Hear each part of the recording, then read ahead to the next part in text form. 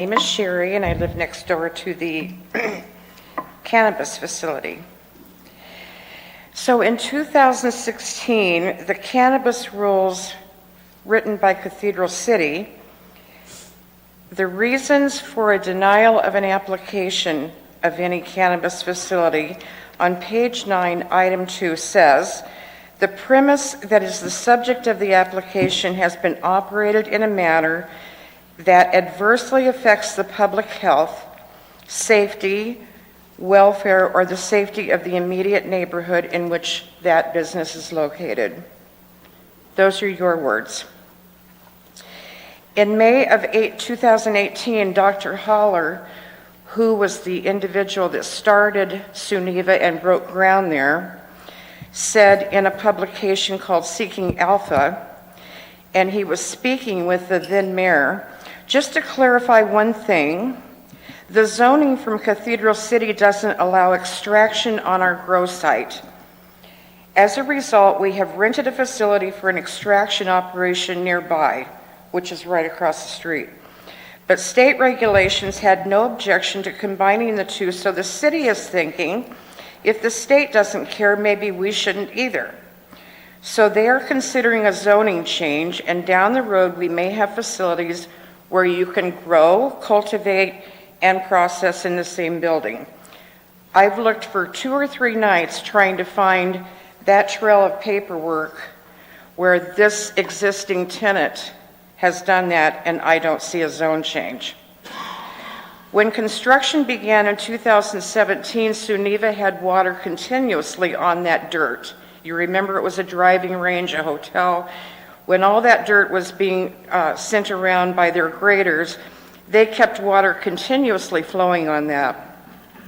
When Mike Barker, the contractor, bought the real property and the glass house and continued construction, that water ceased. So all of that grading being done came right to our property. Yards and yards and yards of dirt, dust, and sand. We asked almost on a daily basis to the city and compliance to please have water trucks operating. We can't take this dust anymore. That never, ever happened. I took many films of it during the day. And now, starting in 2023, the new people, whatever they're calling themselves, C4 USA Cat City Cannabis, which is a Barry Shai, Romney Shai company, who is a large Los Angeles developer. We have that sickening odor. We have an infestation of rats, which every one of you know about because I have talked to you. I talked to Justin Jardine. I had him out. Many people on that road, and I gave you paperwork showing just how close we are to that building. You can see from an aerial view, there is a driveway that separates us. Ma'am, your time is up. I'm sorry. Excuse me? Your time is up. Your 3 minutes are up. Okay. Thank you so much. Yep.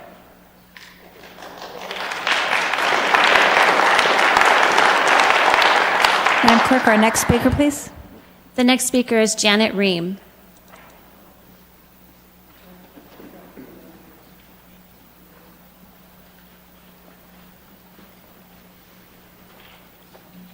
Good evening. Good evening. I'm writing this in deep concerns regarding the pungent, potentially harmful human health product that is continually emitted from the cannabis manufacturing facility located at 69375 Ramon Road. The careless and collective judgment of many, reckless by the City Council to approve the CUP that has been inaugurated, is beyond comprehension. I adopted policies permitting that allow the facility to be operated in impunity should and must be rescinded and post immediately. Further, I believe that the negative aspect of the facility are severe impacts on the community, neighboring housing developments, schools, and while in respect to the challenges of comes with managing municipal affairs, it is imperative to address the issues of accountability and respect for the residents you serve. This facility its authorization to operate is viewed by the community, as an uncaring, callous act that has no positive benefit to affect the population. These indifferent actions are careless by nature, but also dismissive of the border of implications that will the well-being of the surrounding community. Whether through oversight or intent, this condescending approach to the governance and conveyance of the genuine lack of consideration for the people who are most affected by your decisions. Further, the tone or lack thereof in the recent communications from this council has come across as an uncaring and condescending. This attitude undermines the trust, respect, and should exist between the elected officials and the public. Residents deserve empathy and acknowledge of their concerns, not rhetoric or hollow responses as belittles their value and frustration. It is essential that the council prioritize the transparency, thoughtful planning, respectful dialogue moving forward. Our community is strong, and we will collaborate in an open mind and shared goals rather than fostering division and resentment over the almighty dollar. I urge you to reflect on how these perceptions can be addressed through your leadership and actions. Residents are not just stakeholders, but foundation of this city. Their voices must be heard and valued. This odor-producing potential health hazard must be shut down immediately to preserve the faith of the community. That wrong decision can be righted by the individuals charged with the authority to do so. That is you, the Cathedral City Council. Thank you for attentions in this manner. This was a letter that I read for a gentleman who could not be here, and I ran out of time, and I thank you very much for your consideration. Thank you for your time.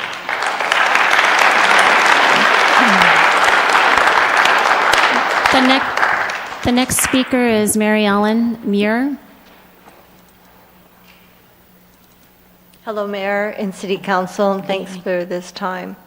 One thing I would like to say is I'm not sure if you are aware, but there is now a construction trailer and fencing in back of this grow house.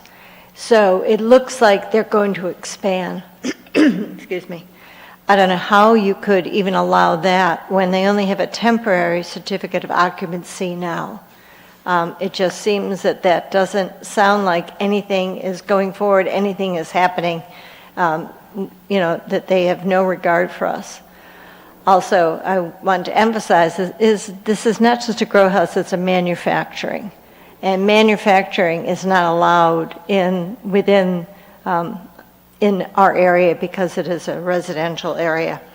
I also wanted to reiterate what had mentioned before about property values. I have seen at least 4 properties that have reduced now their price, and it is in direct response to the odor that is coming from that. So property values are going down. Interest rates have nothing to do with these property values because these are all cash sales, nothing is financed. Thank you. Thank you.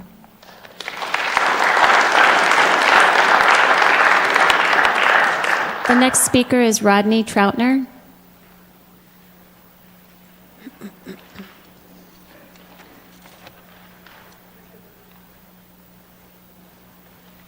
Good evening, sir. Hi. I want to thank you all for having us here tonight and hearing our spiels. In 2015, my wife and I bought our first lot over here in Orps, and it was our dream spot. And since then, we watched the plant go up and the fumes come. And so March of this year, 24, we decided we had to sell our lot, which is lot 101. It's about approximately 200 feet away from this grow operation. Phase 1 is approximately 187 lots, and that is the closest lots to this building and facility. And back a year and a half ago, our corner was probably the most hit, and it wasn't a big deal as it is today because of their manufacturing, the fumes, the wind change, and it just affects the whole area a lot more. So we finally had to buy another lot deeper in farther away, so I had this lot 101. What am I going to do with this? We thought about selling it. We were told that nobody would buy it. It's just the values has dropped. When we bought it, we put tens of thousands of dollars into it just to renovate it.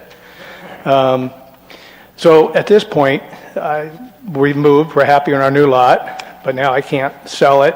I have it leased with Phil Hahn and Associates. He's the main person who does lot leasing in Orps. And we have lost the month of October. We had it rented. People showed up, got the smell. They wanted to be placed somewhere else. November and December was rented. They showed up. They wanted to be moved. Finally, we had somebody in December. They made it 2 weeks, and they had to be moved. Now I have January, February, and March coming up.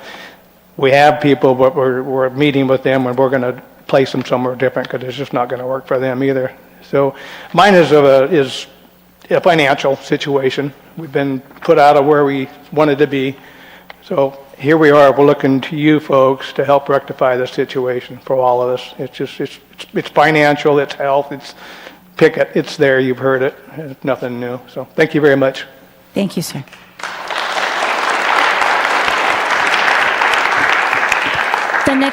The next speaker is Scott McDonald.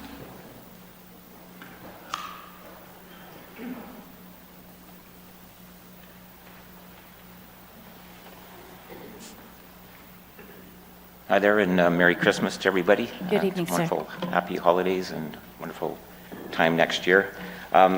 Here today, I'm going to be talking about some numbers. Last time I was here, 3 weeks ago, I talked about zoning and manufacturing, and that this particular facility should not be where it is today. Today, hopefully, you received my information, my letter to you with my previous letter, as well as a copy of my request to the city clerk for information. There's 15 items. I submitted that to them, I believe it was November 16th. I still have not received that information. So I'm hoping that information will come. But in any event, I want to talk about numbers tonight. And the first number I want to talk about is $3 to $5 million. $3 to $5 million is the amount of money that Cathedral City was counting on from this particular facility when you decided to allow it to go into that area. So that's a lot of money. But let's talk about what that all means. In terms of the population in Cathedral City, we have about 52,356. For that population, there's 49 licenses. Of the 49 licenses, 31 of them are for cultivation. The other ones are for dispensaries and manufacturing. The Cat City plant that's beside us, they're slated to produce 140,000 pounds of cannabis yearly. That works out to 2.67 pounds of pot for every one of you, including your children. Put another way, and I used to be a drug detective, that's 63,560,000 grams of pot. And I don't know if you guys used to smoke joints or whatever, I never did, but as I understand it, you get about 3 joints per gram. That works out to 190,680,000 cigarettes. I don't think you need 190 million cigarettes here in Cathedral City. I know we're under a lot of stress, but that's maybe just a little bit too much. In terms of the number of dispensaries that you have here, that works out to 8,000 pounds per dispensary. Nobody's selling 8,000 pounds. The bottom line here is that city planning and licensing, they approved these facilities which exceed demand. Because demand was exceeded, unfortunately, City Council backed down on their tax request, and they're not taking as much money as they once were hoping for. That created another problem which allowed these facilities that would normally, like they did in Canada, go bankrupt, to continue to operate and continue to cause problems in the community. In closing, this facility was never needed. It's non-compliant. It's non-compliant with the city ordinances, and it needs to be shut down immediately. Thank you for your time. Thank you, sir.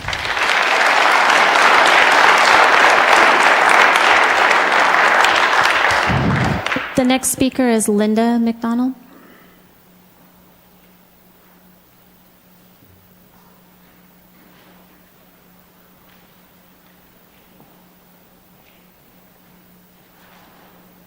Good evening, Mayor and Council Good members. evening. My name is Linda McDonald, and for 5 months of the year, I reside at Outdoor Resorts Palm Springs, neighboring the cannabis plant. The odors emanating from this plant on a daily and nightly basis are disgusting, cause nausea, headaches, burning nose and eyes, respiratory problems for those who are compromised, to name a few symptoms. This interferes with our daily activities and enjoyment of the resort. I know you can't answer these questions, but I just have to ask. Is our resort a place you would retire knowing the plant is in your backyard? Would you send your parents here? Parents with health issues, knowing they would be inhaling noxious fumes. What about your children or your grandchildren? They might like to play in the grass here or swim in our pools. Can you be certain that they are not inhaling or ingesting any of the 50+ dangerous substances or chemicals that have settled on those surfaces? Can you 100% ensure their health and safety is not at risk?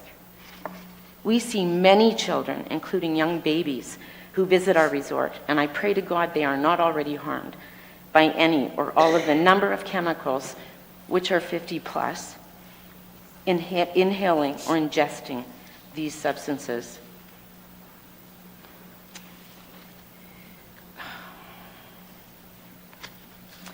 I'm calling on you to cancel their conditional use permit and shut this plant down. This is your responsibility. Failure to do so makes you just as responsible for poisoning the citizens of Cathedral City as those who own and operate this plant. Thank you. Thank you.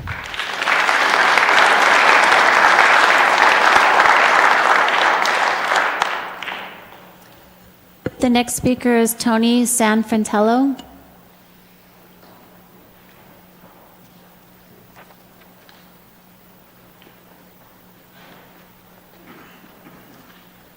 Good evening, Tom.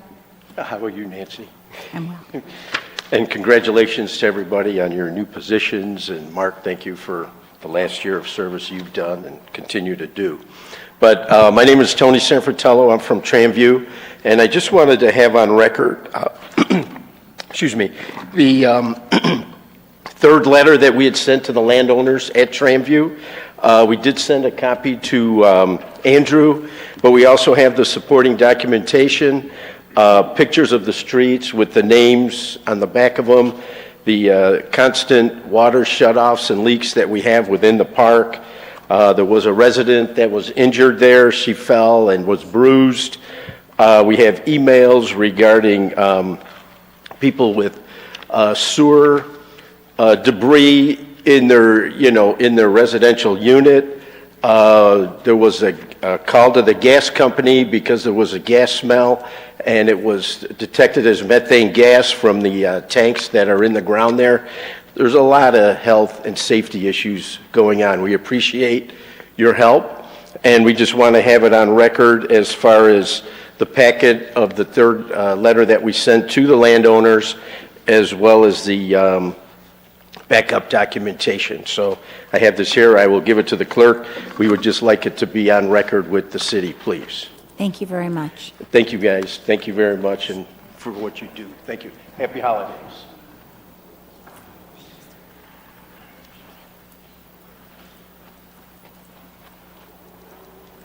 The next speaker is Tiffany Lobu. Good evening, everyone. My name is Tiffany LeBeau, and I reside in Palm Springs. I'm actually here to congratulate Mayor Ross on her newly voted-in appointment for the Animal Campus Commission.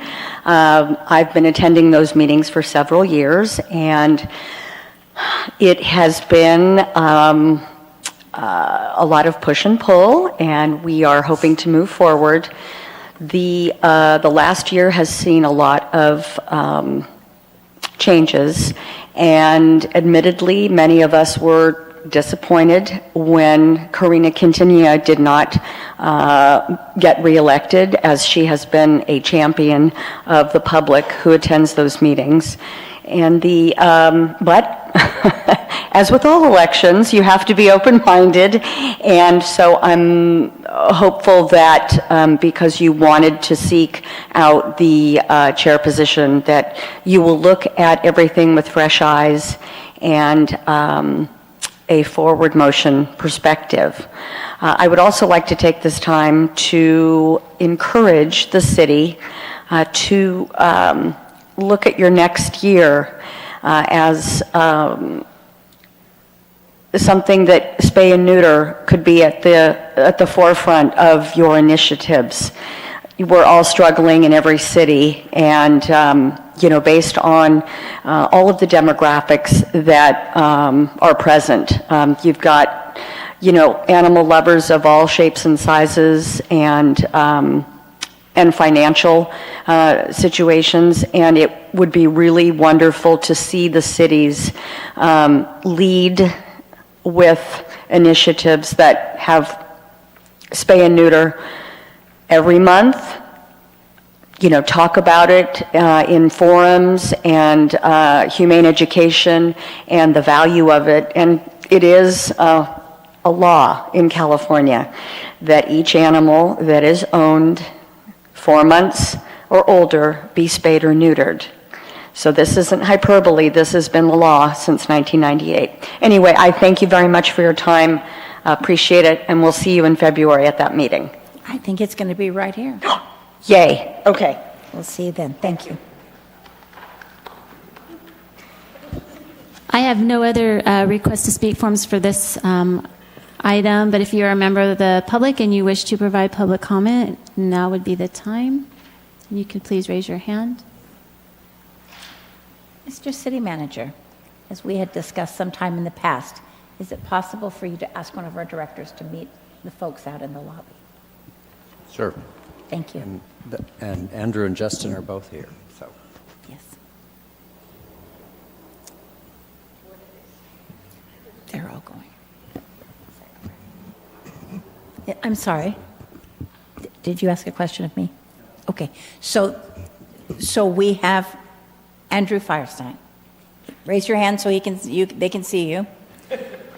He will join you in the lobby. When you speak to us, we really are not allowed to respond to you. But that doesn't mean we don't think you deserve responses. So he's going to do his very best job to answer what questions you have in a reasonable amount of time, if you would join him in the lobby. Yes. Yes, and Justin, if you'd like to join them for code compliance as well, please. Don't eat him alive, though.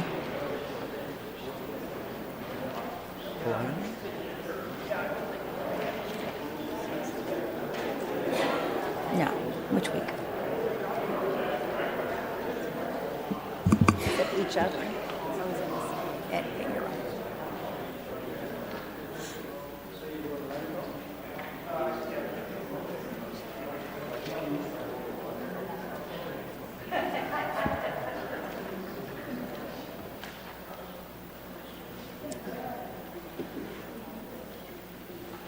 Who are you waving to?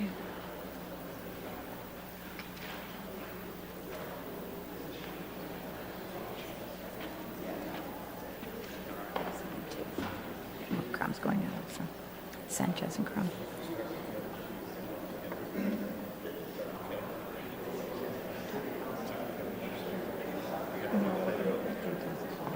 To push him to the end. And Chief Crum, if you'd close the door as the last person out. Thank you.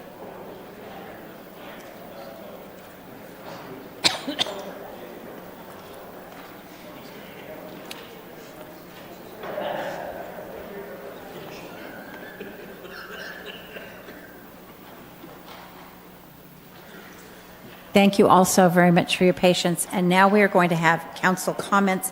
I'd very much like to start with Council Member Lamb.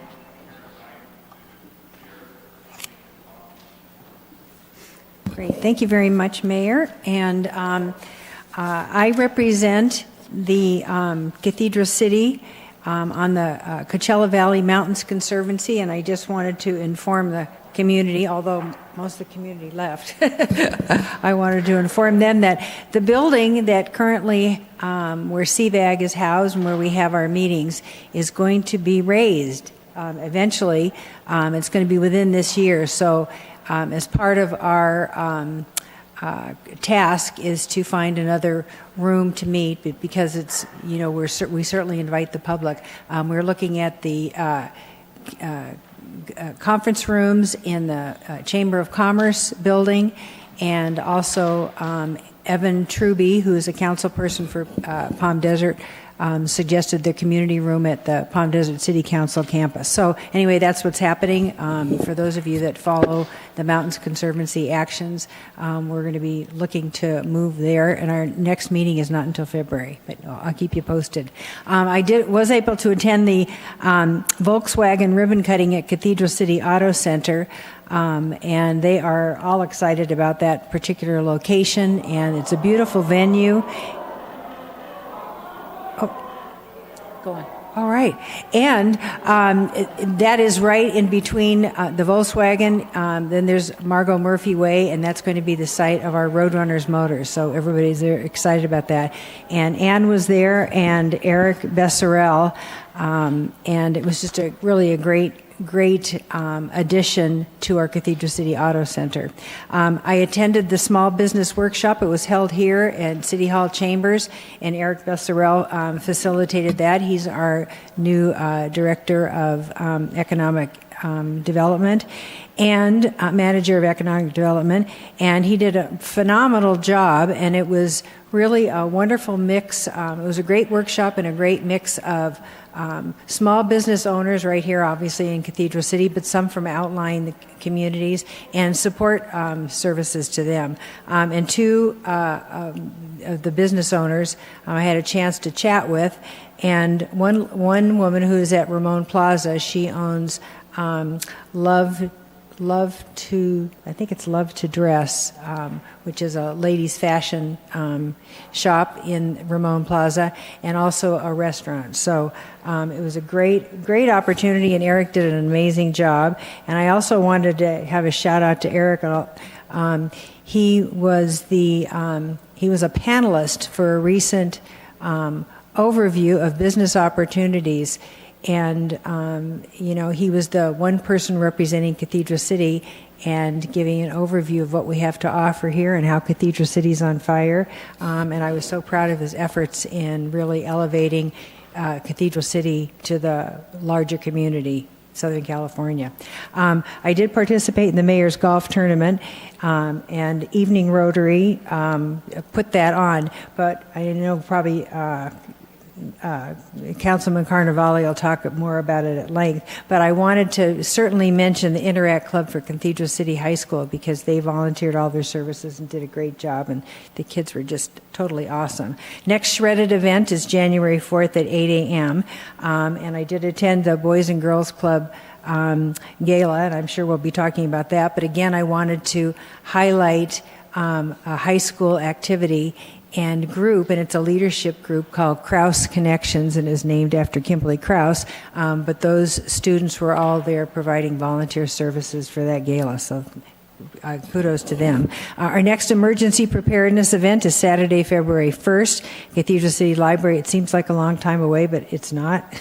It turns out February 1st is closer than I thought. So it's a wonderful opportunity for the community to learn more about the resources that we have available in the city and how they can best prepare their families for those first 72 hours where emergency help may or may not be available to them, as we learned certainly at Tropical Storm Hillary.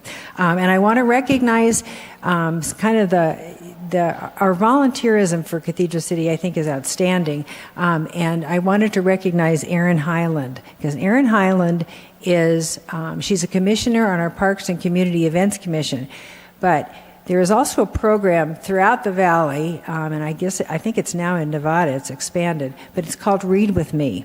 And that's where community members volunteer their time to read with young students, and our students from Cathedral City Elementary School and Agua Caliente are the beneficiaries of that volunteerism. And Erin, in addition to all the other things she does, she's the volunteer recruitment coordinator for Read With Me for Cathedral City. So I certainly want to recognize her. And in the summer, we have a movie program that's put on by the Parks and Community Events, and she has worked with the Read With Me volunteers, and they always have a great display of books available, free for the taking for our children, and it's at the Mary Pickford Theater. So it's a great community partnership, and she makes that happen for us along with Antonio Beishu. And then the second person I really wanted to recognize is Bob Casey. If you have not been to the Cathedral City Senior Center and seen their food bank on Monday mornings, it is unbelievable. It's got to be the best food bank I've ever seen. And the people that have signed up for that to participate in that get to pick and choose from this vast array of food that's been donated by our local grocery stores, including Trader Joe's and whatever. But he volunteers his efforts and runs that it's like Microsoft. It's phenomenal. And in his spare time volunteering, he teaches the fitness class at Cathedral City Senior Center. So the outpouring of energy for our community members is really it can't be understated, and these two need to be highlighted for this particular month. And that's my comments. Thank you so very much.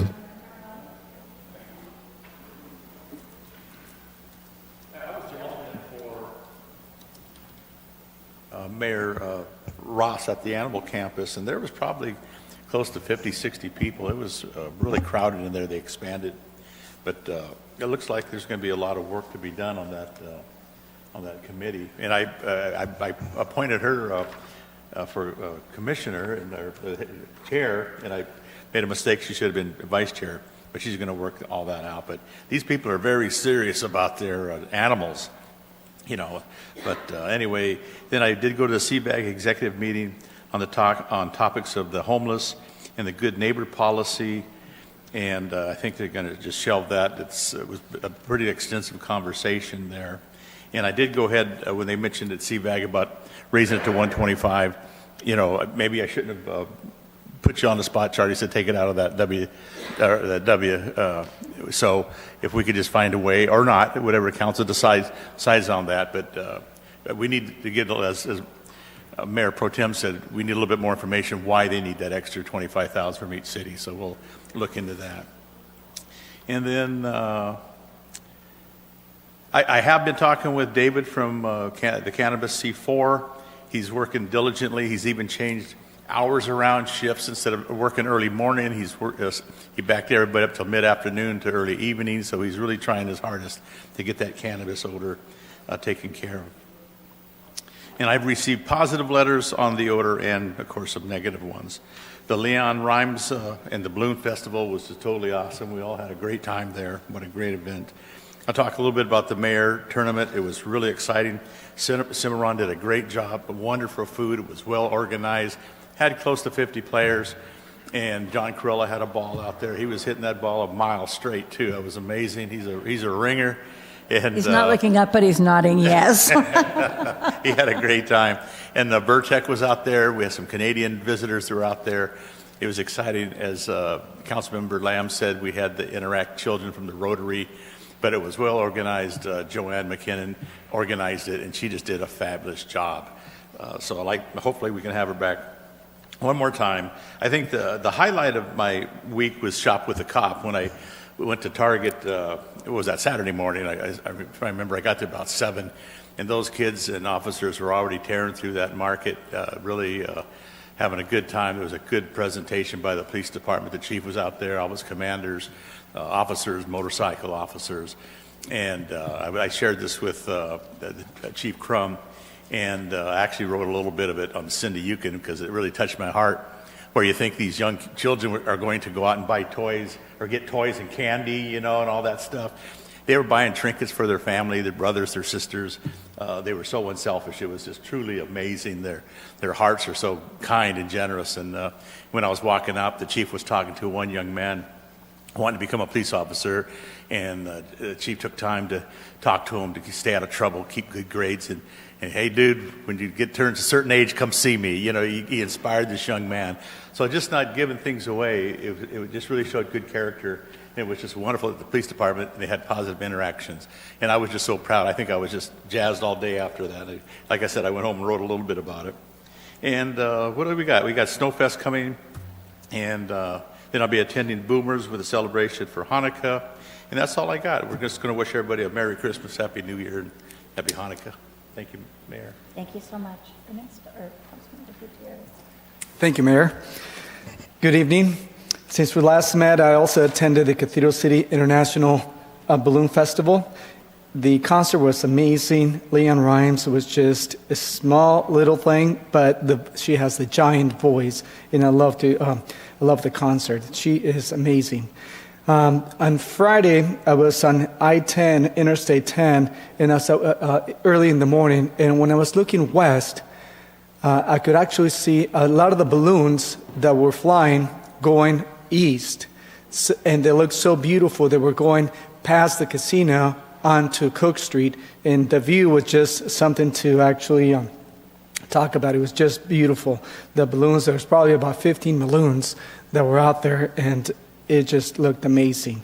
And on Saturday, after the concert, all the balloons out in the lawn, in the front lawn here, they were all actually blown up, and they went up, not up in the air, but just up, and they were just glowing, and they had the music. It was all coordinated with the music, and the balloons were just glowing one after another, in sync with the music, and it looked beautiful. A lot of the families, kids, they were all just mesmerized looking at the balloons, and so was I. I was taking pictures, and everyone, if you look on social media, the pictures that they posted were just so beautiful. The balloons in the background, and balloons going up, and other ones it just looked incredible. So great job, our city. Should be very proud of having that balloon festival here in our city. I also attended with the rest of City Council here the Cathedral City Senior Center, a day of gratitude. It was a beautiful event. About 40 people attended, and it was just a day that we talked about what we were grateful for, and it was well attended. Councilmember Mayor at that time, Carnevale, attended, and so did Mayor Ross here, and who was it? That's all we attended. But it was a beautiful event as well. And we did get together as a council, and we updated all of our pictures. They were a little bit old. We look a little bit older, and so we updated all of our pictures there.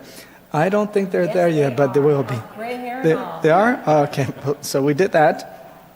And, of course, as it was mentioned earlier, we attended the Cathedral City Boys and Girls Cup Gala. It's an event that they raise tons of money, and the money goes for the best cause to actually educate and to help our kids within Cathedral City.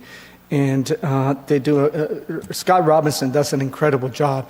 The venue looked beautiful, and people just went out, and they did donate money for the club. And that was a beautiful thing to see. And last night, we did have a special city council meeting in which we appointed our new mayor and our mayor pro tem here. And congratulations again. Thank you so much. Okay.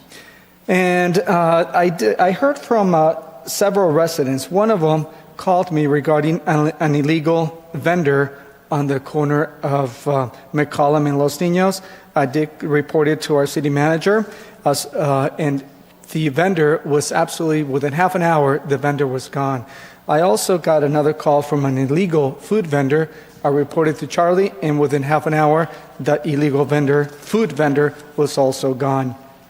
And I talked to a resident that lives on Maravilla, and I'm going to talk to our city engineer here, but he's requesting if the city can possibly install a speed radar sign on Maravilla near Vega, because there's a lot of vehicles that continue to speed on that street.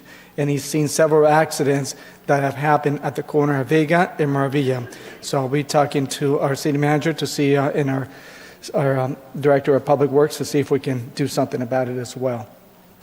And let's see, what else did I do here? I spoke with a business owner and a commercial plaza that also wants me to talk to. Our our code enforcement officer or our city manager to see if there's anything that we can do, because there's illegal activity that is going on in the plaza and also some code violations.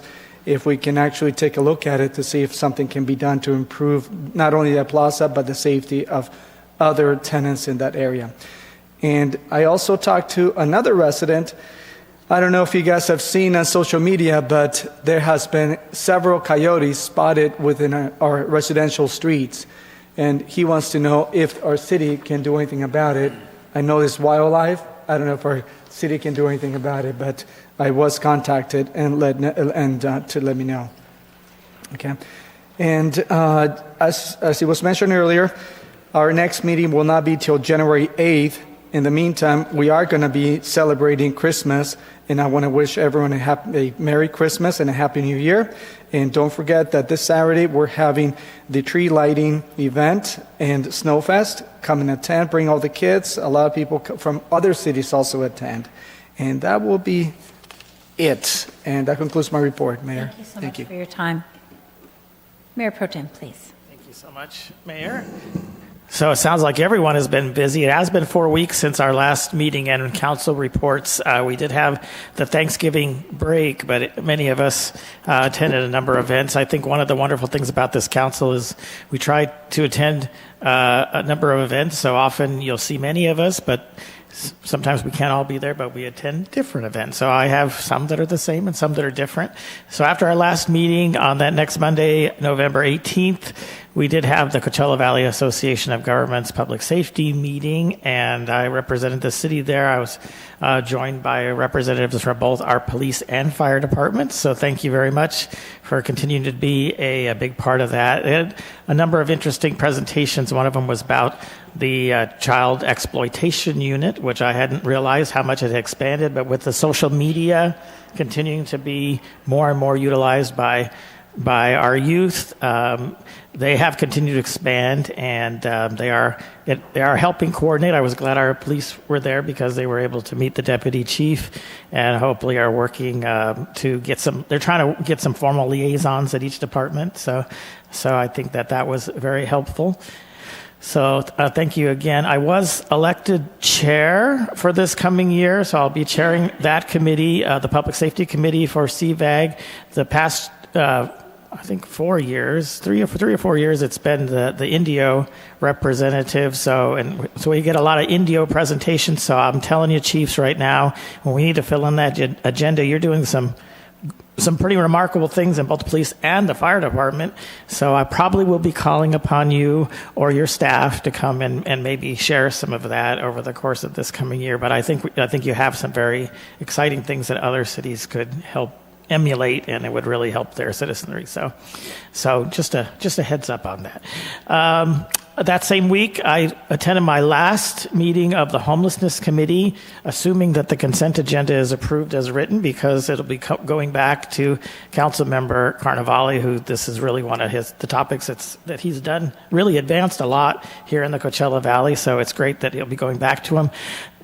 The chair of that committee and the vice chair were not there, so somehow I got selected to chair that at my last meeting there by consent. So I did end up being just the temporary chair of that meeting. Some of the items that went before them have already been mentioned, like the good neighbor policy and the requested increase from CVAG for their homeless or their Housing First program. And as has been stated, the committee realized that those costs can go up. It has been raised in a number of years, but we advise that most of our cities would need to see something more than just, it hasn't been raised in years. We would need to see what the need was, and so if we were to go ahead and approve each city to pay that we would know what our tax dollars would be buying. So I think more will be coming on that. I was glad to hear that had been kind of continued, because I think it needs a little more work. I think that was a very appropriate thing to do. That same day, on that same Wednesday, we had the Peace Officer and Public Safety Awards. A number of council members were there, and we were happy to be able to join in with police department and the fire department as they honored both of their line workers, their officers and firefighters, but also some of their civilian employees that really make the departments function. So that was a very nice event, and so I was honored to be. I was able to sit with the police department, but I know other council members sat with the fire department. So and I was. Happy to be there and see others from the city. I know there are a number of city staff also attended, both from those departments and other departments. So it was nice to be able to honor all of them for their work. And that very same day, that's very same Wednesday, in the evening, I did attend the Transgender Day of Remembrance. It was held at Palm Springs City Hall, but I know Cathedral City was a sponsor of the event, and we're recognized as a sponsor of the event during the ceremony, where they remembered all of the transgender people that continue to be oppressed across America, and actually named a number of them that have lost their lives in the past year just due to being transgender and exercising their ability to be themselves. So it was important that our city was represented there, and I appreciate that the city was a sponsor of the event. And then the very next day, on the Thursday, November 21st, the mayor may want to talk about this, but she and I and a number of staff attended the formal grand opening of the WellBe Health facility in La Quinta. I think the mayor has mentioned this a few times. I was quite impressed of the facility and the operation that really is a wraparound for people needing, seniors needing medical care, but in addition to that, just all types of care so that they can live at home independently in a way, but by using this facility, who actually comes and picks them up and brings them there and gets them their medical care, dental care, eye care, salon services, exercise, feeds them some meals, and then does some things in the homes too. So there's a number of things. So I know they're looking to expand in the Coachella Valley, and we'll be continuing to speak with them to see if it's something appropriate that we can have them here in Cathedral City, and I believe staff has already been kind of shopping maybe some possible locations for them. So that would be a great addition here to Cathedral City. And I know that there were also representatives from our senior center there, which I thought was really good. And the mayor, who was the mayor pro tem at the time, she did speak a little bit, and she did a very nice job expressing thanks for their work addressing this need in our valley-wide community. And then that weekend's already been mentioned was our Hot Air Balloon Festival. I don't have to go on about that. I was able to see the drone show on Friday. In addition to Leanne Rimes on Saturday, I really also enjoyed Emily West, her singing on the Saturday event. Leanne Rimes was wonderful. I had purchased tickets early, so I had very good seats, and certainly could not complain about that.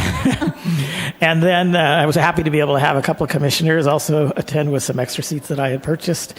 And then I don't want to not mention the wonderful balloon glow afterwards. I thought that was great. I mean, it spread all the way from our festival on all the way down to the casino. And, of course, Shauna and her group did a wonderful job of getting the music and everyone pumped up while the balloons were coming up. And then calling out the succession of glowing balloons. So if you haven't ever been to that, I don't know why not, because it's amazing and we have it every year and it's free, and it's something that you would probably travel to another city to see, and it's right here in Cathedral City. So mark it down on your calendar for next November, the next International Hot Air Balloon Festival here in Cathedral City. And then there was a little break for me but on Sunday, December 8th, I did attend a brunch with Patsy.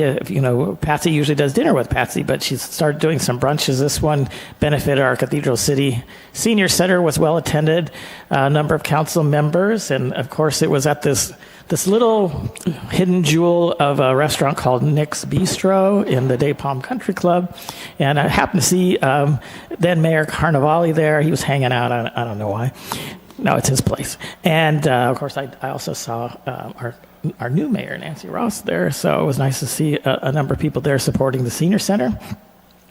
And then on the Monday the 9th, as has already been mentioned, the Boys and Girls Club did have their annual gala at the Hot Air Balloon Festival, and so a number of council members and staff were there, and I know that both the police and fire department were one of the ones that donated items to their auction that they had, and a lot of money was raised at that event, and it's very important to keep the Boys and Girls Club operating and hopefully continuing to expand their program. And then earlier today, I did attend the Riverside County Transportation Commission meeting representing the city. We had executive committee and the commission meeting, so I had to go really early this morning to Riverside. And a number of items, we did do an evaluation of the executive officer there, and then a lot of the discussion in the meeting had to do with State Route 79, which and the commission's project to actually expand that into more of a county roadway. And you say, why do we care about that? Well, we use all of those roads when we go. That one's in the San Jacinto Valley and has been a long time project that hasn't really moved forward. So the commission is continuing to work to move that forward. During that meeting, I was elected as the first vice chair. So I'll be serving as the first vice chair of the Transportation Commission for the coming year. And as already been mentioned, if you don't have it on your calendar, this Saturday is our Snow Fest and our tree lighting. It will be right here out in around the Fountain of Life and in that whole area. It is a great event. It starts at 4 o'clock. Tree lighting will probably be about an hour after that. But you'll want to come, and there will be real snow again this year, and it won't be in the sun this year, so it's probably going to last even longer than before. So that's one of those events. You're going to see it on the news, and you're going to say, why didn't I mark it down on my calendar and come out there? It's only a few hours. I could come and get my holiday spirit. I could see Santa and Mrs. Claus and see the mayor light up the tree and throw some snowballs, and there's usually a bunch of other activities going on. So if you don't have that on your calendar, this Saturday starting at 4 o'clock. And also, while you have your calendar out, I do want to highlight that on next Monday, the 16th, there will be the Blue Light Ceremony. This one is out in the desert. The Blue Light Ceremony is an annual ceremony that's held.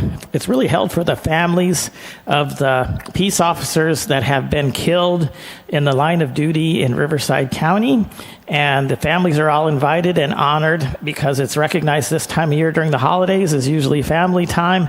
And those families don't have the member of the family that gave the ultimate sacrifice. So this year's ceremony is out here in the desert. It's at the Rancho Mirage Library, and it's at 6 o'clock on Monday the 16th. So I want to make sure everyone is aware of that and invited, and I will be there and feel free to join me. I'm sure, Chief, you and your department will be involved, and we will. Some of those ones we are honoring are people that were working here in Cathedral City when they lost their life protecting us all. So very important. All right, and so with that, I would say happy holidays to everyone. There's a number of holidays coming up, Christmas, Hanukkah, and others, and New Year's. And so we will be meeting, as has already been said, next meeting will be Wednesday, January 8th. So all those holidays will have occurred by then. So everyone, happy holidays.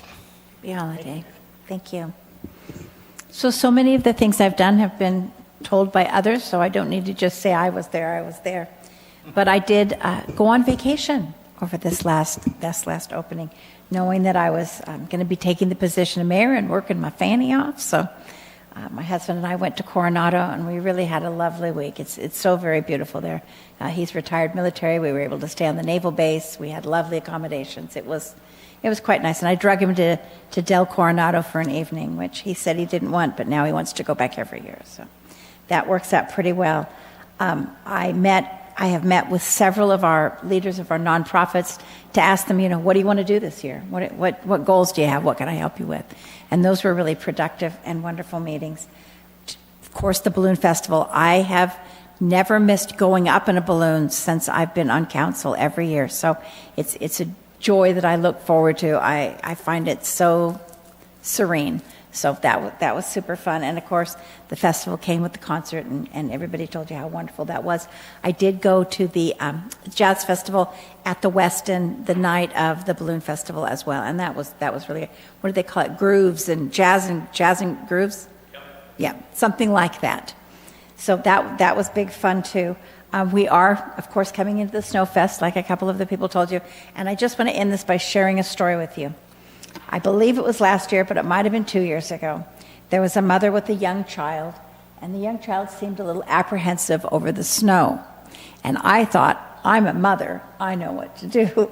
So I said, may I go with your son into the snow? And she said, yes. And so we walked together into the snow, and he kind of was looking around, and I said, here's the fun part of the snow. So we made a little snowball, and I threw it, and his mother came up, and I said, okay, well, I'll see you guys.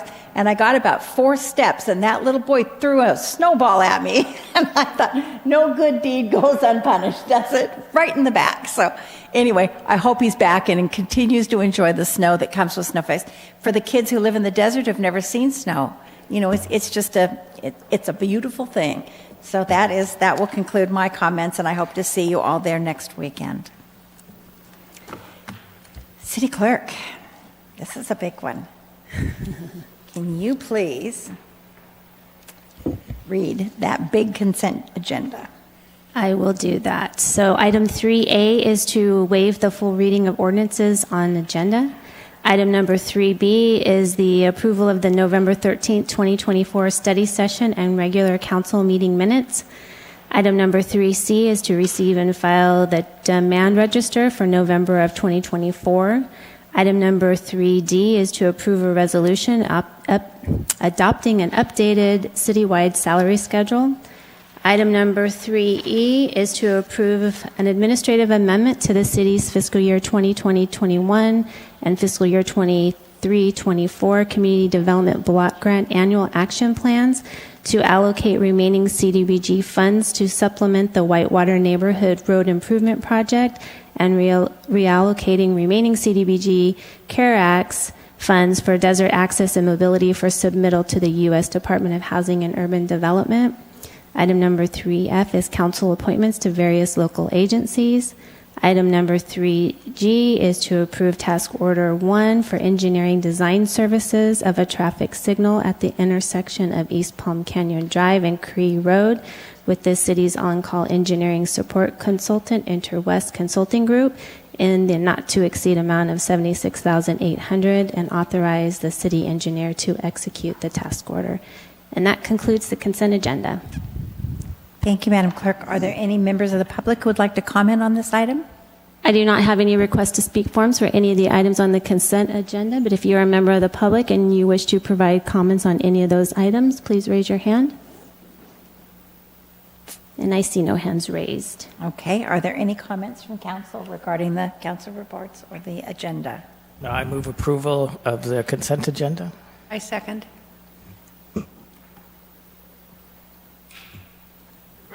So Madam Clerk, oh, there we go. Motion by Mayor Pro Tem Gregory and a second by Councilmember Lamb.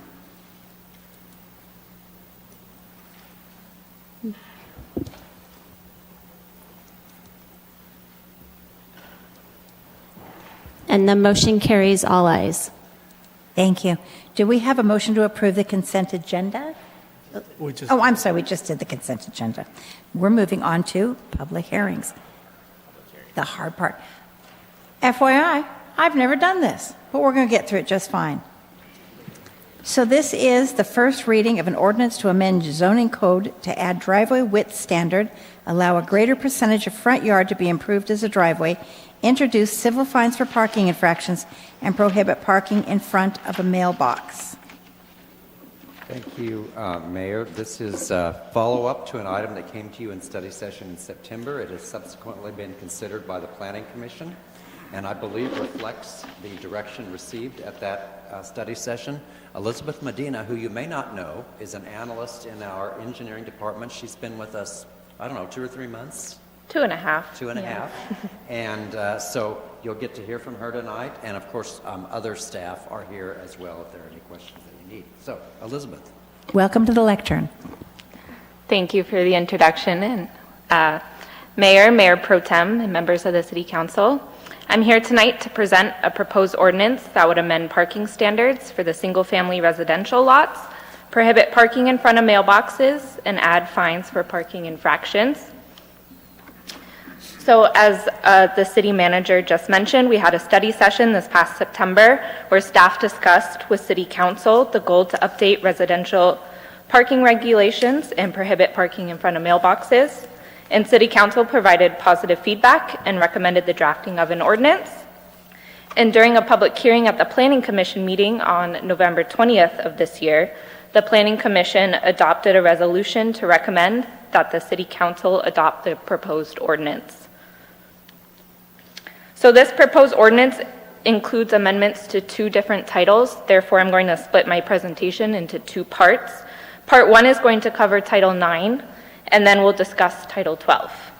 So starting with Title 9, the proposed ordinance will amend parking standards in chapters 9.12 and 9.14, and these provide guidelines for the RE Residential Estate District and the R1 Single Family Residential District. So these are the current parking standards for the R1 and RE residential districts, and these are the standards that will be impacted by the proposed ordinance. As you can see, they're similar except for the maximum percentage of the front or side yard that can be improved as a driveway or for parking. It's 50% for the R1 district and 30% for the RE zoning district. We'll be proposing to add more hardscape materials that can be used, add a driveway maximum width, and increase the maximum percentage that can be improved for parking in some parts of the R1 district. And it's worth noting that these standards were last significantly changed in 1989 and 1990, and several variables have changed since then, which is why we're proposing an amendment at this time. These percentages, they illustrate that a sizable number of households have more vehicles than what would fit in the standard 2-car garage. For instance, about 11% of households in Cathedral City have 4 or more vehicles. And it's also worth noting that since 1990, the size of vehicles have increased, and several families have SUVs or trucks that just simply won't fit into the standard size garage. Another factor that's led to parking concerns on single-family residential lots are the addition of ADUs and JADUs. Adding these units on a residential lot means that there's more people and their cars residing on the same size lot, but state law limits what the local government can do in terms of adding requirements for additional parking. And in many cases, there's exceptions where no additional parking is required. The California Housing Opportunity and More Efficiency Act, or SB 9, further reinforces this concern of local government, where once again there's an increase of people and their cars on the same size lot, but state law limits what the local government can do in terms of adding requirements for additional parking. The following slides are going to highlight examples of code violations throughout Cathedral City. Though these violations are found citywide, it's worth noting that violations or complaints are frequent when the property fronts a major roadway or on streets where there's no on-street parking allowed. In this first example, you can see 2 residents where the driveways are too narrow to accommodate the number of vehicles, and the residents have had to park their cars on their landscaping.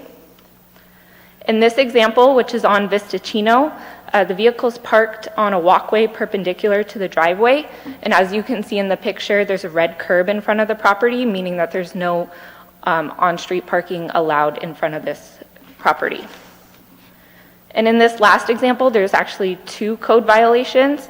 The first one is that the parking area is more than 50% of the front yard, but they've also used a paver material, which is currently not allowed in our code. So staff reviewed parking standards for other city code.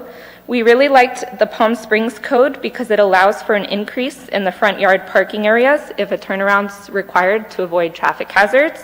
And we felt like this would apply well for Cathedral City residents with properties fronting our major corridors. Desert Hot Springs has the most restrictive width for driveways at 20 feet, Most other cities don't regulate driveway width with a maximum. And La Quinta is the only city in the valley that does not list a maximum percentage of that you can improve the front yard for parking areas. Most other cities align with Cathedral City's 50%. So based off this background, these are the proposed amendments to Title IX of the Cathedral City Municipal Code, which we'll go into in more detail on the following slides. You'll see on these upcoming slides, anything highlighted yellow is a proposed change. So starting with section 9.12.100, access to parking, it's worth noting this is in the RE Residential Estate District.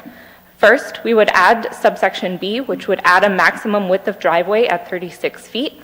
In subsection C, we would add additional hardscape materials to be approved by the city engineer that could be used for parking or driveways. And in subsection D, we just want to add language that driveway and open parking areas cannot cover more than 30% of the front or side street yard area. The next section, moving to the R1 Single Family Residential District, we're looking at section 9.14.90, subsection D. We're once again going to just add additional hardscape materials that can be used for driveways or parking areas. And the last change to Title IX would be in section 9.14.100, still in the R1 Single Family Residential District. And once again, we're adding subsection B, which would be a maximum width of driveway at 36 feet. In subsection C, once again, we would add additional hardscape materials that could be used for driveway or parking areas. And then the major change to this section would be in subsection D. We'd maintain the 50% standard for most properties, but we'd create an allowance of up to 75% coverage for properties that face major roadways or streets that don't have on-street parking. And that would be so they could have something like a turnaround. So moving on to Title 12, Part 2 of this presentation, we're looking at adding civil fines for parking infractions, and that would be in Chapter 12.12, and prohibiting parking in front of mailboxes, and that would be in Chapter 12.32. Starting with the USPS regulations, the responsibility of maintaining the area in front of the mailbox is up to the mail recipients, and there's no law in California Code or the Cathedral City Municipal Code currently to assist residents in this matter. It's also worth noting that the typical delivery hours are Monday through Saturday from 8 a.m. to 6 p.m. So the Cathedral City Municipal Code does contain a provision where the city can choose to mark the curb white. It designates that the area is used for loading or unloading of mail delivery. If the city did choose to use this as a citywide tool, there's approximately 7,600 curb sections with mailboxes in Cathedral City, and we're estimating that it would cost the city about $150,000 to $300,000 every 2 years to maintain that white curb. Therefore, it's not recommended for citywide implementation, and it's also worth noting that many other cities in the Coachella Valley have a similar provision, and they don't implement a citywide white marking of curbs. So over the years, the city's received many complaints from residents of vehicles parking in front of their mailbox, mostly because they were not able to have their mail delivered by USPS. And the response from code compliance for many of these complaints was to tag the vehicle, see if it's been moved within 72 hours. But since there's no current ordinance to prohibit parking in front of mailboxes, there's not much that they can do in this situation because they can't issue any citations. Here's some pictures from residents of vehicles parked in front of their mailboxes. And in these pictures, you can actually see residents have taken matters into their own hands to try to prohibit people from parking in front of their mailbox. Currently, the Cathedral City Municipal Code only has language regarding who can issue parking violations or fines, but there's no established fee schedule that could be used as a tool to limit parking offenses. Adding language for civil fines will give city enforcement personnel a tool to use, and the fine schedule proposed will increase the fine to deter repeat offenses. So once again, we looked at other city standards. We noticed that Indio and San Jacinto both prohibit parking in front of mailboxes and include language about issuing fines for parking infractions. And we like the San Jacinto code because it prohibits parking only during the times in which mail is delivered by USPS. So based off this background, for Title 12, we are proposing the following amendments. Once again, I've highlighted in yellow changes that we will be making on the following slides. So we'll be adding section 12.12.130 titled Civil Fines, and we'll be amending section 12.3280, no parking areas. So we'll be adding the entirety of section 12.12.130, Civil Fines. And this, in summary, adds language for parking fines that can be issued for parking infractions. It would be $250 for the first offense, $500 for the second, $750 for the third, and for the fourth offense, if it's committed within 1 year of the first offense, it would be a $1,000 fine. And the last amendment to Title 12 would be section 12.32.80, subsection J. It's quite a mouthful. Staff is proposing to add subsection J to the list of no parking areas within this section, and that would prohibit parking within 10 feet of any mail receptacle between 8 a.m. and 7 p.m. Monday through Saturday, excluding federal holidays, and a vehicle would be permitted to stop in front of a mail receptacle only for the time it takes to deposit or collect mail. A public hearing was held at the November 20th Planning Commission meeting. We received no public comments at that Planning Commission meeting, and notice for tonight's public hearing was published on December 1st in the Desert Sun and posted at the library, City Hall, and the Senior Center. There's no anticipated fiscal impact from this proposed ordinance. Regulating street parking in front of mailboxes can be responsive on a complaint basis. If the complaints do increase, the city will need to reprioritize existing resources or allocate resources to move to a more proactive approach. This proposed ordinance aligns with Goal F to embrace an inclusive community, and more specifically highlights action F2 to prioritize updating zoning code regarding residential parking and research and give recommendations for enabling parking prohibitions in front of mailboxes. So as seen in your staff report, staff is recommending that City Council approve the first reading of the ordinance to amend Titles 9 and 12, and this will amend parking standards for single-family residential lots, add civil fines for parking violations, and prohibit parking in front of mailboxes. And this concludes my presentation, and I turn it back to you, Mayor. Thank you so very much. Are there any questions from council? Yes. Mr. Gutierrez. Thank you. Well, thank you for that great presentation. This is a long-awaited ordinance that was wanted by many, many residents. When I was running for city council, I actually talked to many residents, and one of their number one complaints was people parking in front of their mailboxes. So they're going to be extremely excited to hear that we're actually doing something about it. I have a question for you. Since it will be too costly for the city to actually go out there and paint all the curbs white, are they going to be allowed to paint it themselves 10 feet in either direction? I don't believe so. I believe the current code leaves that up to the city engineer of what curb can be painted white.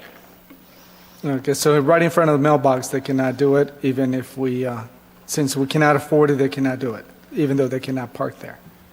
Right, so what we would recommend that people do if this passes, Councilmember Gutierrez, if you'll allow me, Mayor, sorry, is that if there's a problem with that, they call in a complaint, and then we can go out and address it. And this ordinance gives us the tools to be able to do that. And it doesn't have to be painted because... That's right. We can enforce it whether it's painted or not. Okay. Yep. And when will this take place? Second Effect. reading would be January 8th, and then there's a 30-day implementation period, so the ordinance would be effective February 8th. Oh, thank you. Thank you for the presentation. Great job. Thank you. Any other comments from council? Questions? Yes, please. There's no, for some reason, there's no button. I know. But I know who you are.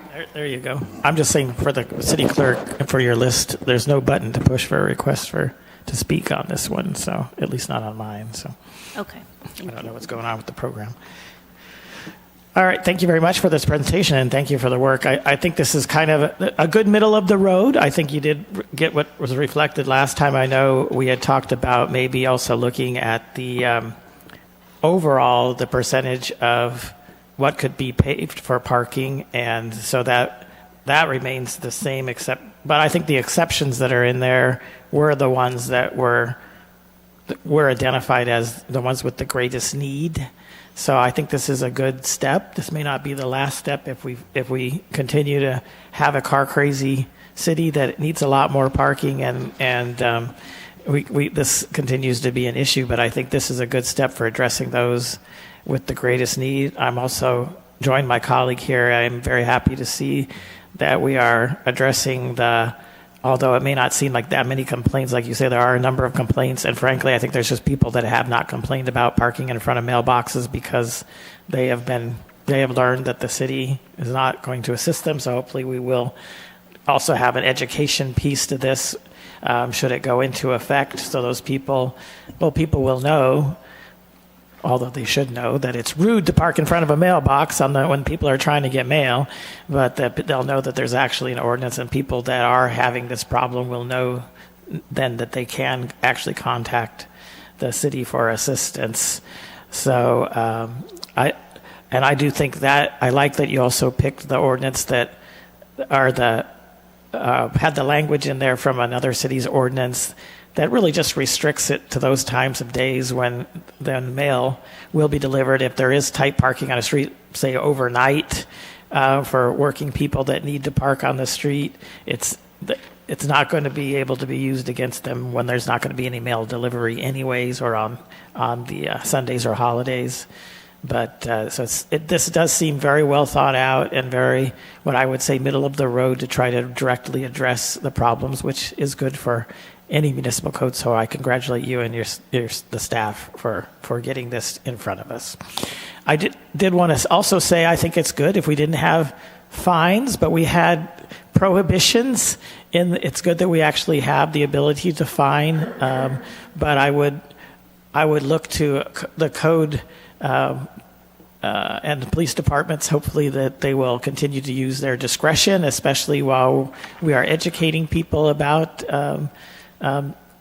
parking violations, that just because there's a fine on the books doesn't mean that the council is saying that we expect you to go out and fine everyone the first time without exercising some officer discretion. But I understand and agree that the code needs to be written that way so that when that time does come, when education and discretion doesn't work, that there is that tool to use for those that won't cooperate. So am I correct in that that's still the intent, to allow the discretion of the officers, especially for the purposes of education or just solving the problem? That is the intent, and particularly, as you indicated, in the early weeks after this is adopted, we definitely will make our first effort to make sure that people are aware of the prohibition. All right, excellent. Yeah, it would be a fallback, so to speak, for repeat offenses. Okay, well that's good, because it doesn't do any good to have codes and then no way to enforce them when just education doesn't work. So I think that's also a good addition. So thank you, Mayor. Those are my comments. Thank you. Any comments? Got one. I wanted to touch on what Mayor Pro Tem mentioned. If there could be a probation period, he said February 8th. It would begin. Maybe we would give a 60-day warning instead of giving a ticket. The officer would just put a pamphlet and a warning, and document it, and then we would go from that right there. I don't know if that's possible to do. They have warning citations, and so does code. And I think leaving it to officer discretion is the way to go, because you could have a car, if you gave a 60-day period with nothing, you could have a car that parks in front of a mailbox every day for 60 days after they've even been warned. Okay. And perhaps we don't want to allow that. So I think the discretion is the approach to take. Okay, thank you. Thank you. Thank you so much. I just have one quick question for you. You talked about very early in the presentation that concrete was the way. Concrete was the way on the driveways, except you also used a durable ground cover, and I just need to understand what that is. Are those pavers, or what is the durable ground cover? Yeah, so we wanted to open up the language. Currently, it's only a hard concrete material is the only approved material. So we wanted to open it up to other materials. They would have to be approved by the city engineer. So that could include something like pavers. And what other kinds of, I mean, I came up with that, you come up with one. What did you guys have in mind?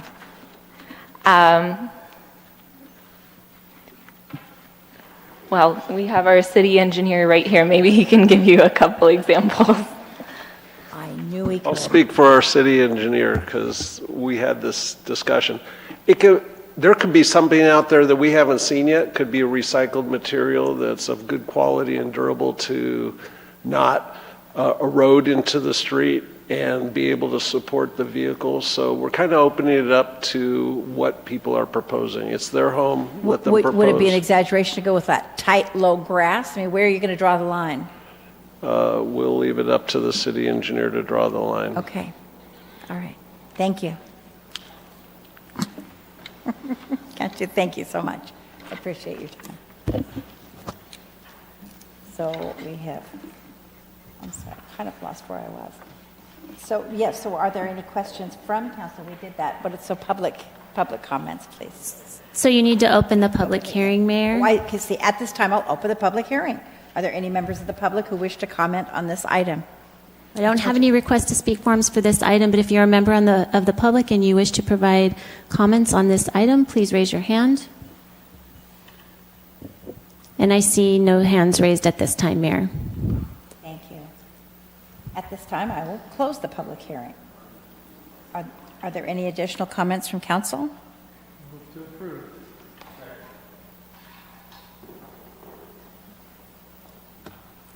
So we have a motion by Councilmember Gutierrez and a second by Councilmember Carnevale.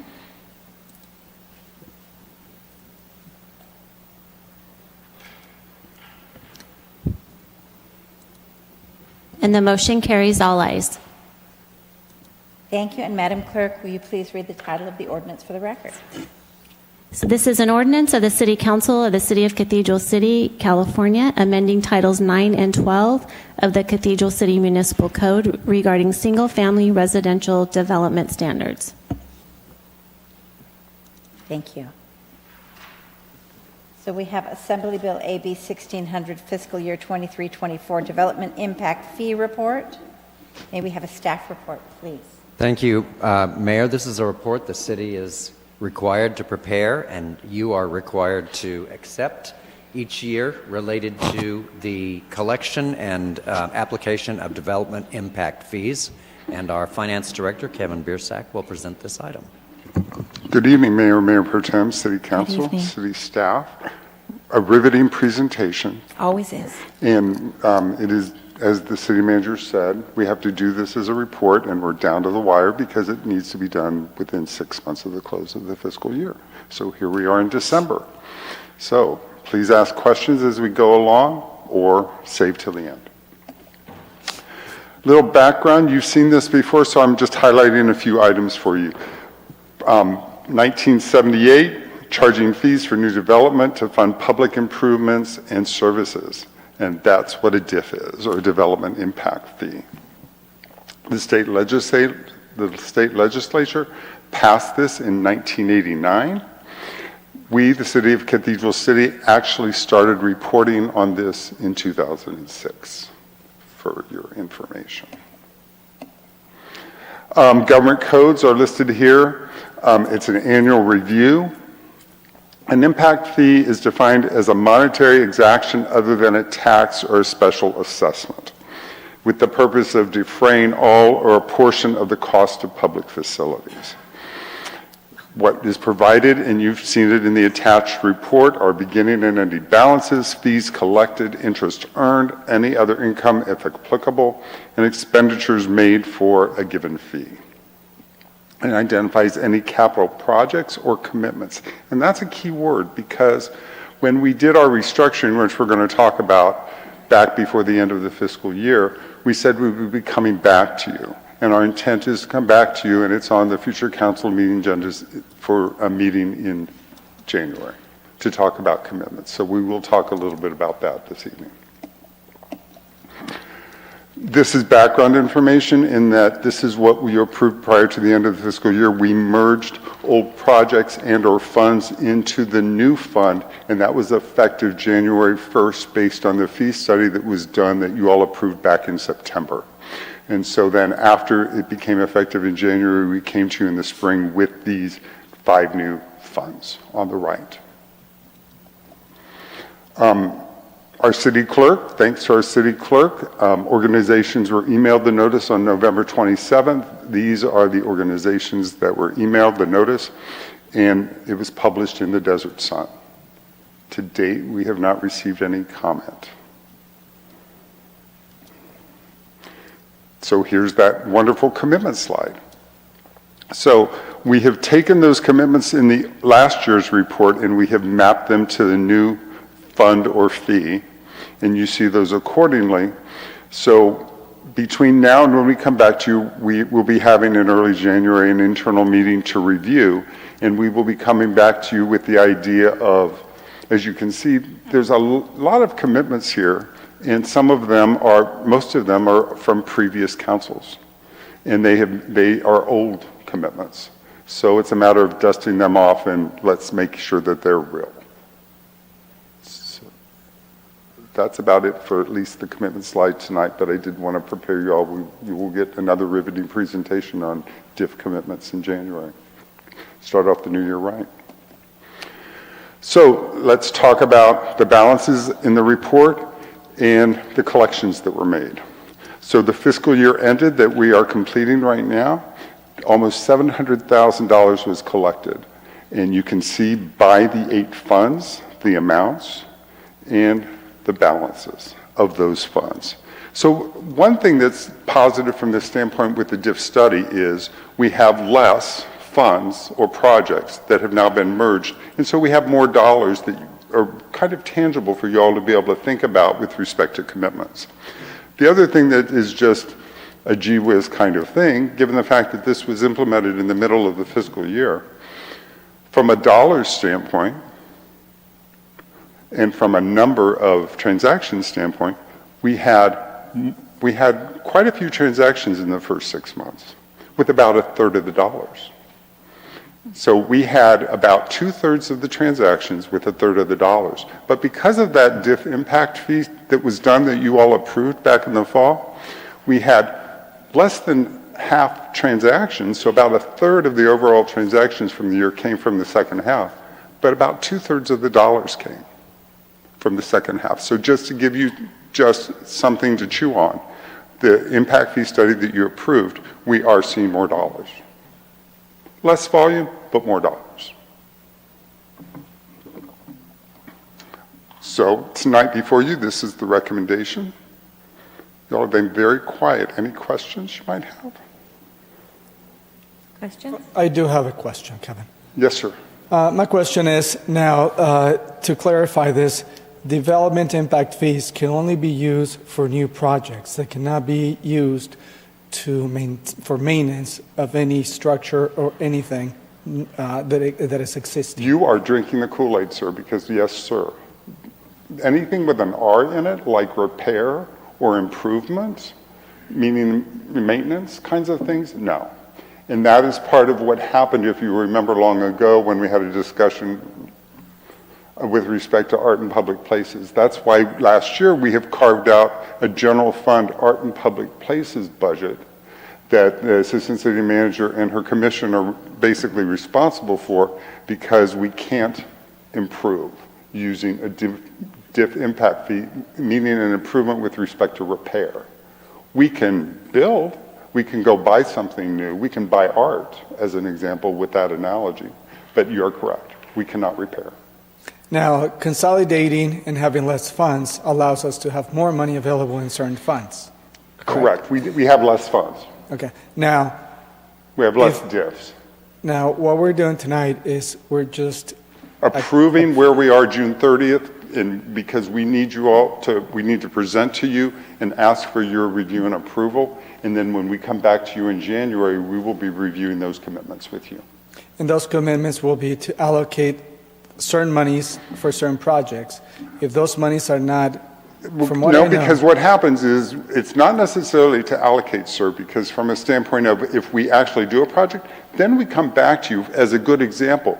The design that is being done down the street next to Fire Station 411 for the park, for the dog park, that design is being done with diff fees. And we came to you and you approved a contract for that to happen. So these commitments are, yes, they're approvals, but you're not giving us the go-ahead because we then need to actually have a project. And so primarily through our engineering and public works folks, they would tie back to going out with a request for proposal or a bid, and they would be then bringing something back to you all to approve them.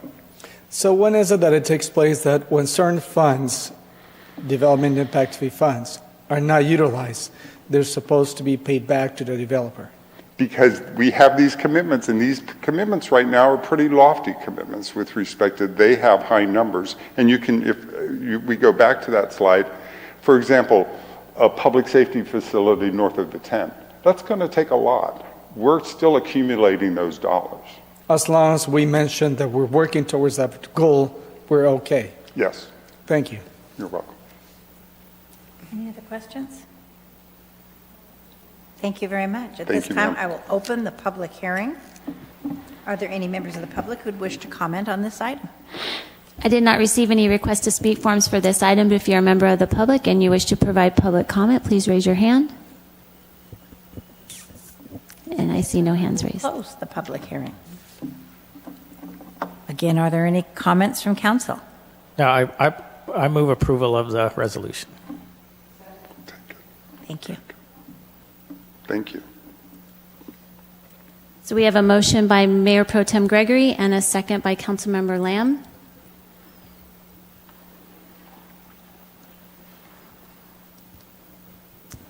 And the motion carries all ayes.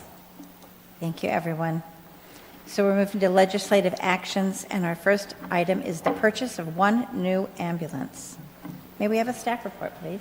Thank you, Mayor. This is the item I alluded to earlier in the update on Measure W, and it is required in order to put our fourth ambulance in service as we promised. And because of the long lead time, we're recommending that you go ahead and order that now, and Chief Contreras will give you the report. Chief? Thank you, Charlie. Honorable Mayor and Council, as you're aware, last night we certified the results of Measure W, and the residents have spoken. So this is just the process of getting that ambulance ordered. A couple things to remember. We are now, instead of having one ambulance or two ambulances, we now are considered a fleet. We have 6 ambulances, soon to be 7 ambulances. So as we look to purchase additional pieces of equipment, we're looking to standardize it. And so trying to get away from the old where we kind of have, right now we kind of have 3 different types and modules of equipment. As we move forward, I would like to have one, right? That way we can standardize it. Just like the fire engines and fire trucks that you approved last year, anything that with wheels takes right now 2 to 3 years to order. In anticipation of the miles, before we even knew about Measure W, I started to get in the queue. So in May of this year, I signed a letter of intent. There was no commitment. It was, hey, we've still got to get our approval.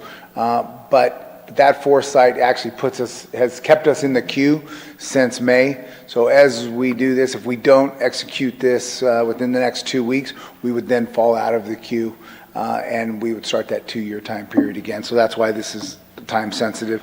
From today, we're still looking at 18 months. So what I talked about reserving the Republic EVS. This is a company out of Huntington Beach. I talked about reserving it in May. We still would not take delivery of it until July of next year. I talked about the standardized fleet. As you can see, this is our current frontline units. The oldest is 2022, and that is bumping right at 60,000 miles. So, and I'll talk about what we're going to do to replace them. So the goal with these is, because they are one manufacturers, that it's a modular design. So the box can lift off. We put a new chassis in there, put the box back on, and we're good to go. So instead of paying $380, $400, the cost of them are only going to go up. What this allows us to do is buy that F550 chassis for $150,000, $160,000, pull the top off, put the chassis on, and we're good to go. So as we look to have a fleet of 4 and our reserves are pretty beat up, so we'll keep those over there and use them on limited time when these break down. But then really it gets us about 10 years before we would have to do any new frontline pieces of equipment, because we're able to replace them. What it also does, it helps with our manufacturing, our maintenance of those pieces of equipment. So we standard tire size, standard belts, the different parts that we use for maintenance. It also, I talked about replacement, and then it also, as we get these new AOs, we go to this piece of equipment, and in that compartment, it's the medical aid. You go to the same compartment at a different station, the equipment is in the exact same place. So that allows us to make it easy for our new people. Tonight, I am requesting that the City Council authorize the purchase of a Medix MSV 170 ambulance on a 2024 chassis from Republic Emergency Services, including a striker, power gurney, and loader for $388,982.72. The fiscal impact, the ambulance itself is $370,459.73, includes state tax. We are building in a 5% contingency in case it goes up, but because we have executed that, I am not planning that, and none of the other ones that we executed, we did not have that. But the way equipment is going, they're just adding, I will say, an additional tax. It's happened with other people, the other fire chiefs I've talked to. So that's what that's for. It's coming out of the equipment replacement fund. This does meet city strategic goal E4 to strengthen the city's ability to prepare and respond to and recover from disaster. And it also meets the fire department's strategic plan to reduce call volume times by 5%. Questions? Yes, please. Councilmember Carnafale. I'm kind of concerned about this amount of money on gas. I mean, what's going on with in California, and is there any other option beside a gas vehicle that could carry the weight? There is, and we can look at those. Right now, what I talked about getting in the queue, the only other option is obviously diesel. And ambulances really haven't made it to the electric market yet. Diesel is an option. When I signed the deal in May, the only thing they had for about 6 months was gas. Okay. That's not a concern of mine. I just know that with all this clean air energy, if we had a chance to go somehow. Yeah, they're supposedly going to go up 60 cents a gallon here in 6 months. So, yeah. Okay. All right. Thank you, sir. Appreciate it. Yeah. More, Mayor Pro Tem. Thank you so much, Mayor. So this is more of a financial question, but just I see that you have this amount of money and it's for 24, 25, but you say you're going to order it and it's not going to come. Do you have to pay the money up front on this? Is that how it is? It's exactly the way, if you remember back, our fire engine fire truck, we had to pay it up front. And I could tell you a different story on the fire engine fire truck. They've got us hostage. Okay, and then you have, I was a little confused because then you have the contingency in case prices go up, but you pay for all of this up front, or is some of this then after it's actually built, it starts to be used? So in talking to other fire chiefs, what a common practice is we pay for it and we have this contract, and then they say, well, it's outside of our control. And what the consensus is even though it's a contract, that they may let that go if they can get a bigger amount of money out of someone else. They'll say, oh, sorry, you don't want to pay the money, and they pass it along. Well, it doesn't seem like much of a contract unless the contract says they're allowed to do that. But I know of two two fire departments that have lost ambulances. Does it say that in the contract? I'm sorry? Is that in the contract? It gives a very specific price, everything, like I said, with the gurney, and gives it all that. Like I said, I'm just building it in because it's happened. I know for a fact it's happened to other fire chiefs. If you'd like to prove it without it. Well, that doesn't answer the question. No, I've got an agreement that they sent us, and it does say that. It says what? It says $388,000. Oh. That is excluding the contingency.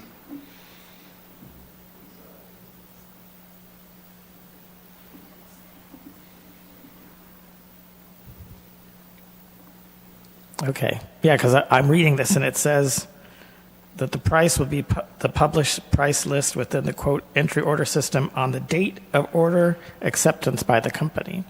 So that's the May date.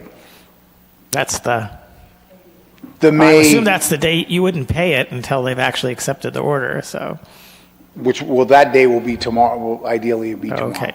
All right. Well, I would encourage you to speak with the city attorney if there's some concern about you ordering and paying, and then that they don't have to honor that order after some period of time. But if you need the contingency, there may be other things that need to get added. I was just unclear. I thought I understood that the contingency would be that kind of thing, like you get it and it's getting assembled, and then they say, oh well, we have this upgraded, and you determine that that's in the best interest of the city to do that. I didn't assume it would be that you would buy something and then they would change the price on delivery, because it doesn't seem like that's what the paperwork here says. So I would say if that happens, before you just pay it, I would suggest maybe you talk to the city attorney and see if that's legal to do. It wouldn't appear so.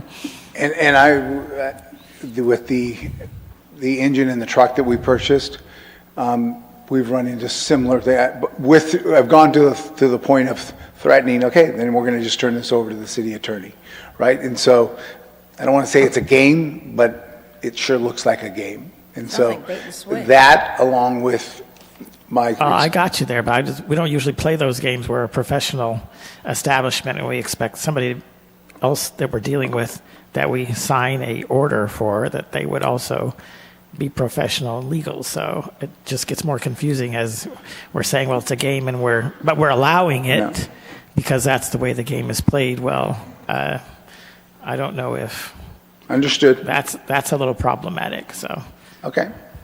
Kevin, do you have any input on this? Or? If I can just help and offer, tomorrow we're going to issue a purchase order for the $370,000. Okay. We will provide that to the chief. The chief will turn that over. That should take care of it. Right. And I don't have any problem approving contingency because things happen as far as like additional items or something like that. So we're prepared based on three items tonight that are on your agenda, and this is the first of three, that Patrick will issue purchase orders tomorrow morning, and we'll get those out the door, assuming I don't want to jinx anything, assuming you all approve all three items. Right. But that's the plan. So we will do it for the $370K, and then the contingency will be if need be. All right. That makes sense. Thank you so much. Thank you. All right. Thank you, Chief. Councilmember Gutierrez, please.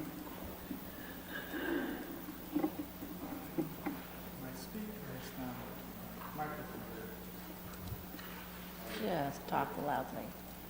My speaker's not working, so I'll try to talk a little loud. I think it's working. I can hear you loud and clear. No, this says that it's muted. Well, anyway, first of all, I think it's a great idea to actually purchase a chassis separate from the box, or that way you can actually upgrade the actual chassis in the future to utilize the box a few more times. So that's a great thing that you're doing. Now, when it comes to 370,000 or 388,000, whatever the amount is, now that total amount will be used by Measure W. Measure W has not kicked in yet. Now, when Measure W kicks in, are we going to be allowed, the city, the general fund, to be paid back from that to make sure that people know that Measure W... Yes, and the Measure W is in the general fund, but this will initially be paid for out of the equipment replacement fund. So there's adequate funding in there right now, and then as the Measure W money comes in and as we prepare the budget next year, we'll be able to determine, based on the fund balances in the equipment replacement fund, if we need to put some of that in there to replace that. Yes. Okay. To echo that, we will pursue that then after that happens. But right now, this is an equipment replacement fund. It's an internal service fund that will pay for this. Okay, but in the future, if necessary, monies could be paid back from Measure W. We will determine if we can do that now. Okay. Yes, well, sir. Thank you. Thank you, Chief. You might sit closer up. Thank you, Chief. That's it. Got it. One more time around. Just one person. Chief, this comes with all the electronic equipment that what you have right now. I'm going to be bringing you here in probably 15 minutes. The radios were radio purchase. That's the only thing that's not coming with it. Okay, but when it that's says not the power gurney, that's the thing that lifts Right. everything, all the compartments, extinguishers, all that comes with it. Yeah, I was looking for it. I didn't see it here. So. Yeah, the gurney, the only thing we add is the medical aid equipment. Thank you, Chief. Are there any members of the public? Tracy? I do not have any request to speak forms for this item. If you're a member of the public and you wish to provide public comments, please raise your hand. I see none. Any additional comments? Do we have a motion?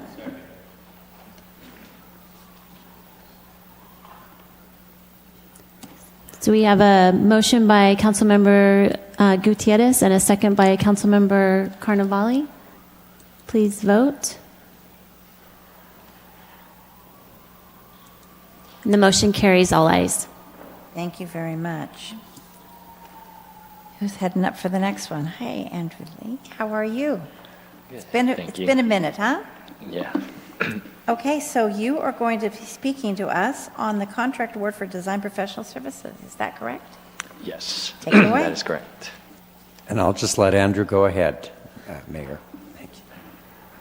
All right. Thank you, Mr. City Manager. Honorable Mayor, Mayor Pro Tem, City Council members, tonight I'll be presenting the recommendation to award design professional services agreements to STC Traffic for the Perez Road Class 4 separated bikeways project and the Whispering Palms Trail Class 3 bike routes project. Starting off with background, in February of 2023, the Riverside County Transportation Commission released the call for projects for the Senate Bill 821 Bicycle and Pedestrians Program. In March, the city submitted 2 applications, and then that following July, RCTC approved both projects for funding. The first project was the Perez Road Class 4 separated bikeways with a 25% local match, and the grant will cover the other 75%. And the second project is the Whispering Palms Trail Class 3 bike routes project. And that project is actually a 35% local match with a 65% grant funding. In August of last year, the City Council signed the funding agreement with the RCTC, representing the city's commitment to the projects. So reviewing the first project, the Perez Road Class 4 separated bikeways, the project includes protected bike lanes with vertical delineators on both sides of Perez Road, providing a Class 4 bike route for about half a mile on Perez Road.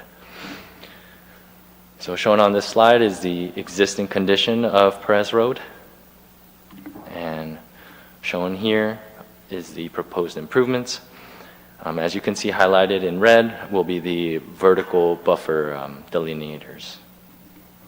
Second project is the Whispering Palms Trail Class 3 bike routes, and this will be a 2 miles of shared roadway and with vehicles and bicycles, and the limits from on Whispering Palms Trail from 30th Avenue to Dinosaur Drive. Shown here, you can see Whispering Palms Trail as it exists today, and shown here is the improvements that will come with this project. As you can see highlighted in red here will be the upgraded signage that will be included with the project. So city staff solicited requests for proposals from October 9th to October 29th. It was first advertised in the Desert Sun, and it was also advertised on the city website. Four companies submitted proposals, and proposals were evaluated and scored using the state and federal evaluation protocols, and STC Traffic was determined to be the most qualified. Their cost proposal is within the amount allocated for the SBA 21 grant for design. It's also in line with typical ranges for services rendered and the ratio evaluation of project. So STC Traffic will provide the following design services: preliminary research, environmental compliance, plan specifications and estimates, bidding assistance, and coordination with utility companies.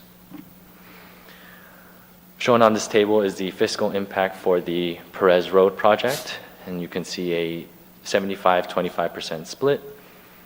And on this slide is the Whispering Palms Trail Class 3 bike routes with a 65-35% split. This agenda item aligns with Goal B, community investments.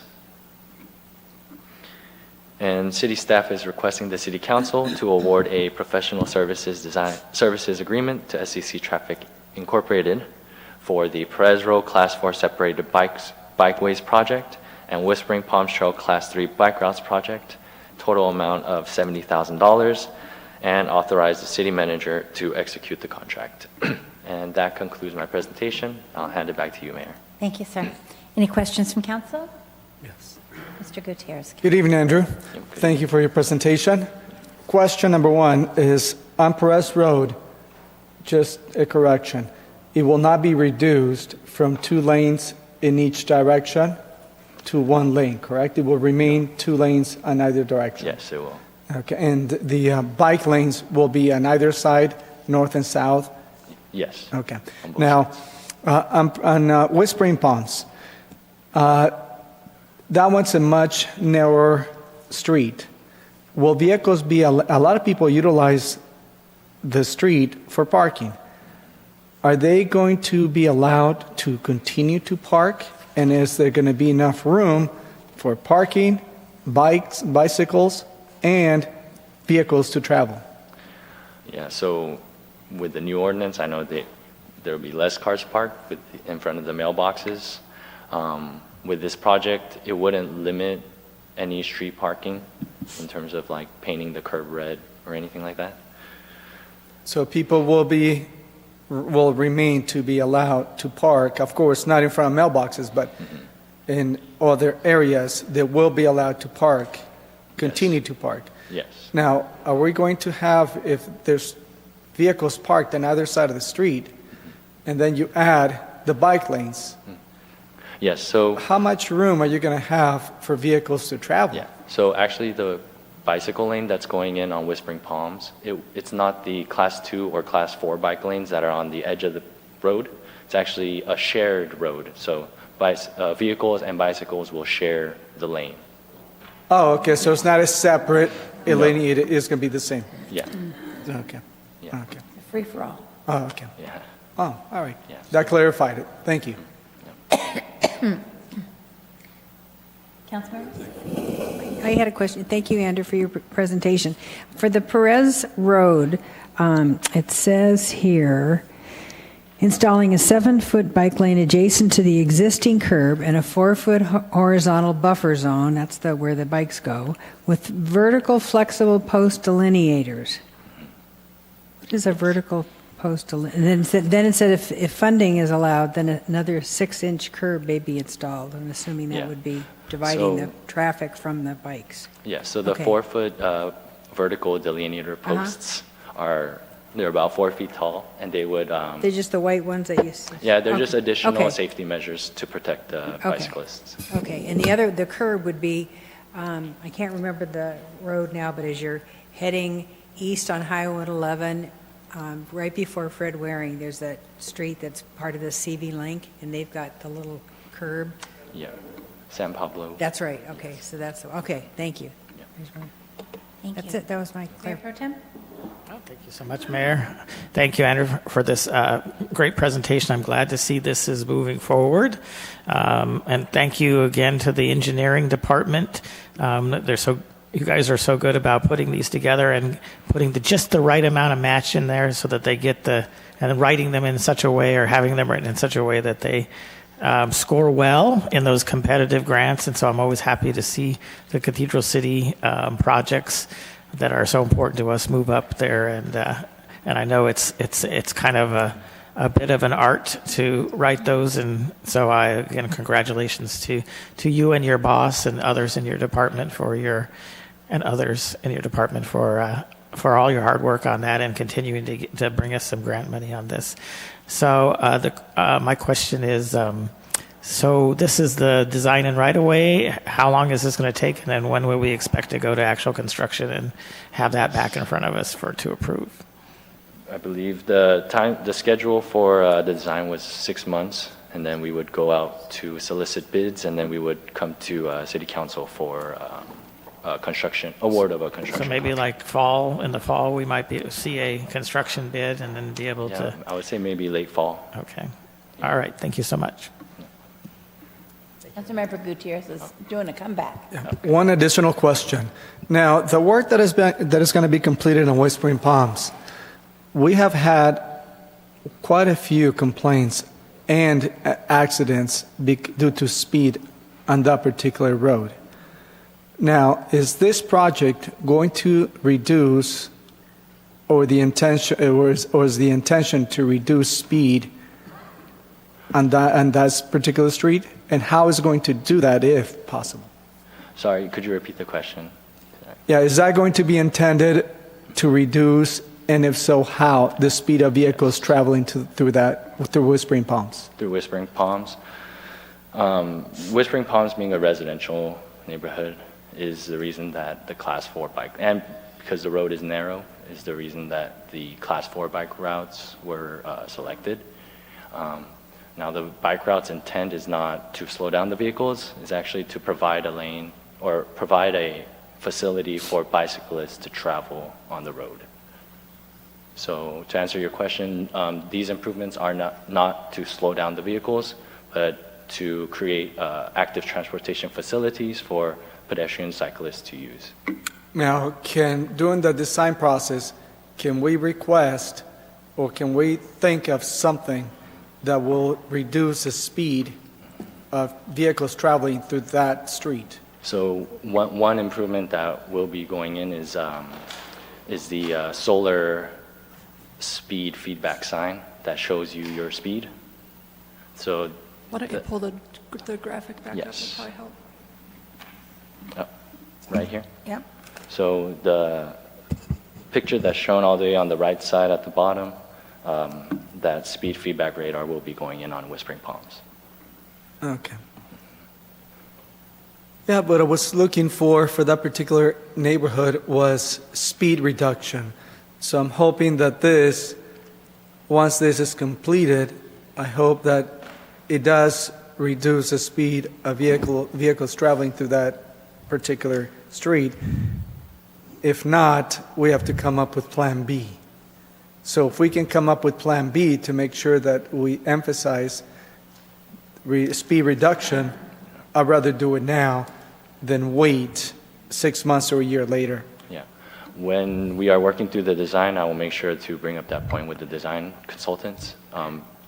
making sure that speed reduction is something that they're Top of mind. considering as well. And if you would, if I can piggyback on there, this is one of those streets that parts of it have a center line, and parts of it that have been repaved over the years do not have a center line. So it makes the road appear to a driver nice and wide, and those are the segments we tend to have most of the speed complaints. Yeah. And so you've heard from this dais many times in your department that those roads that don't have the center line really need to be painted, and I know some of those are in another item that will hopefully be addressed, but this is one of those streets. In fact, this is probably the primary one where I hear the most complaints, even though it's not my district, because it's where the Circle K is right there. That block tends to be a problem with speed. Other areas too. I mean, this one also runs in front of the Boys and Girls Club, so it's very important. So I think your answer is correct in that that's not what the grant is for. Is not to reduce speed. It has to do with bicycle lanes. But you put all of this signage in, the striping in, which I'm hoping is going to include a center line. So I'm hoping when it comes back that it's going to have a center line, because probably the council will not be happy if it doesn't. But I'm hoping, as it sounds like my colleague is, that although it may not be what we can say is the intent of this is to reduce speeds with the extra signage, and it'll have the speed signs and some things that you had mentioned even in another item, that will be a side effect of this, is it'll be a roadway where it'll appear much more narrow. There'll be much more going on with it as far as signage and stripage and roadway markings, and so that will hopefully also mean reduced speeds. Any more questions? I just have one last question for you, please. So I understand, and on one hand, I mean, I can be a Pollyanna and say, well, you know what's going to slow down cars? Bicycles being in front of them, right? But you also have to accept the fact that can be an annoyance, and people can then swerve out around them to try to get around the bike and maybe cause additional trouble. How was this decision? Was this decision considered? Was that considered when you made the decision to put bikes and cars in the same lane? So the Class 4 bike routes is one of the almost like a standard, I want to say. The sharing of bicycles and vehicles on the road.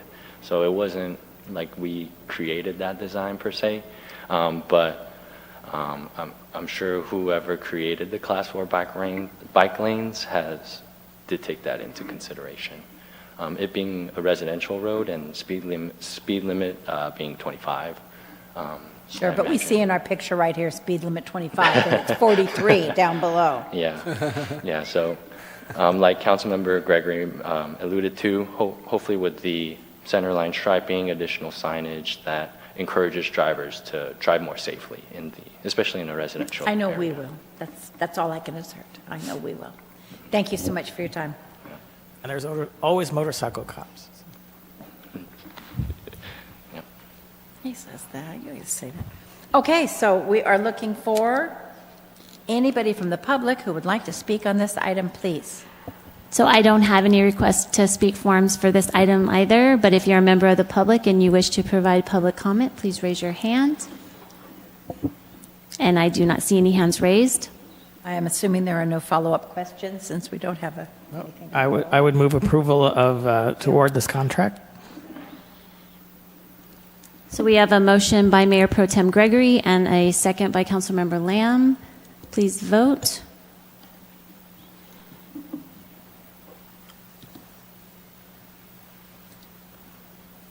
And the motion carries all ayes. Thank you. I know. So we have item number C, which is amendment number 2 to the reimbursement agreement with the Coachella Valley Association of Governments for the Cathedral Canyon Bridge project to provide for traffic signal improvements at the intersections between Canyon Shores Drive and Cathedral Canyon Drive. John Carella is going to present this item, and I'll not give his presentation. Take it away, John. Take it away. Thank you, Mr. City Manager. Mayor, Congratulations, Mayor Pro Tem, likewise, City Council. I'm presenting to you something it's adjunct to the ATP that you just heard Andrew present, and just falling back on that presentation. All these are, that street whispering palm was identified in our active transportation program. So we're not just picking streets out of the blue. We're getting these grants because these are already identified in programs as optimal locations for these kind of facilities. This kind of relates to that too.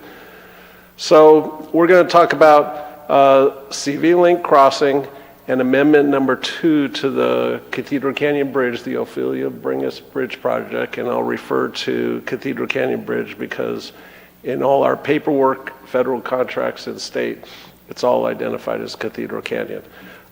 So at the Ophelia Bringus Bridge, we did amendment number 1, and that was to add the CV Link crossing across the bridge. You see the numbers that that CVAG paid for, 100%, to get that additional roadway there, because at this location is one of the very few, I think there's only 2 or 3 at-grade crossings in the Coachella Valley for the main body of CV Link.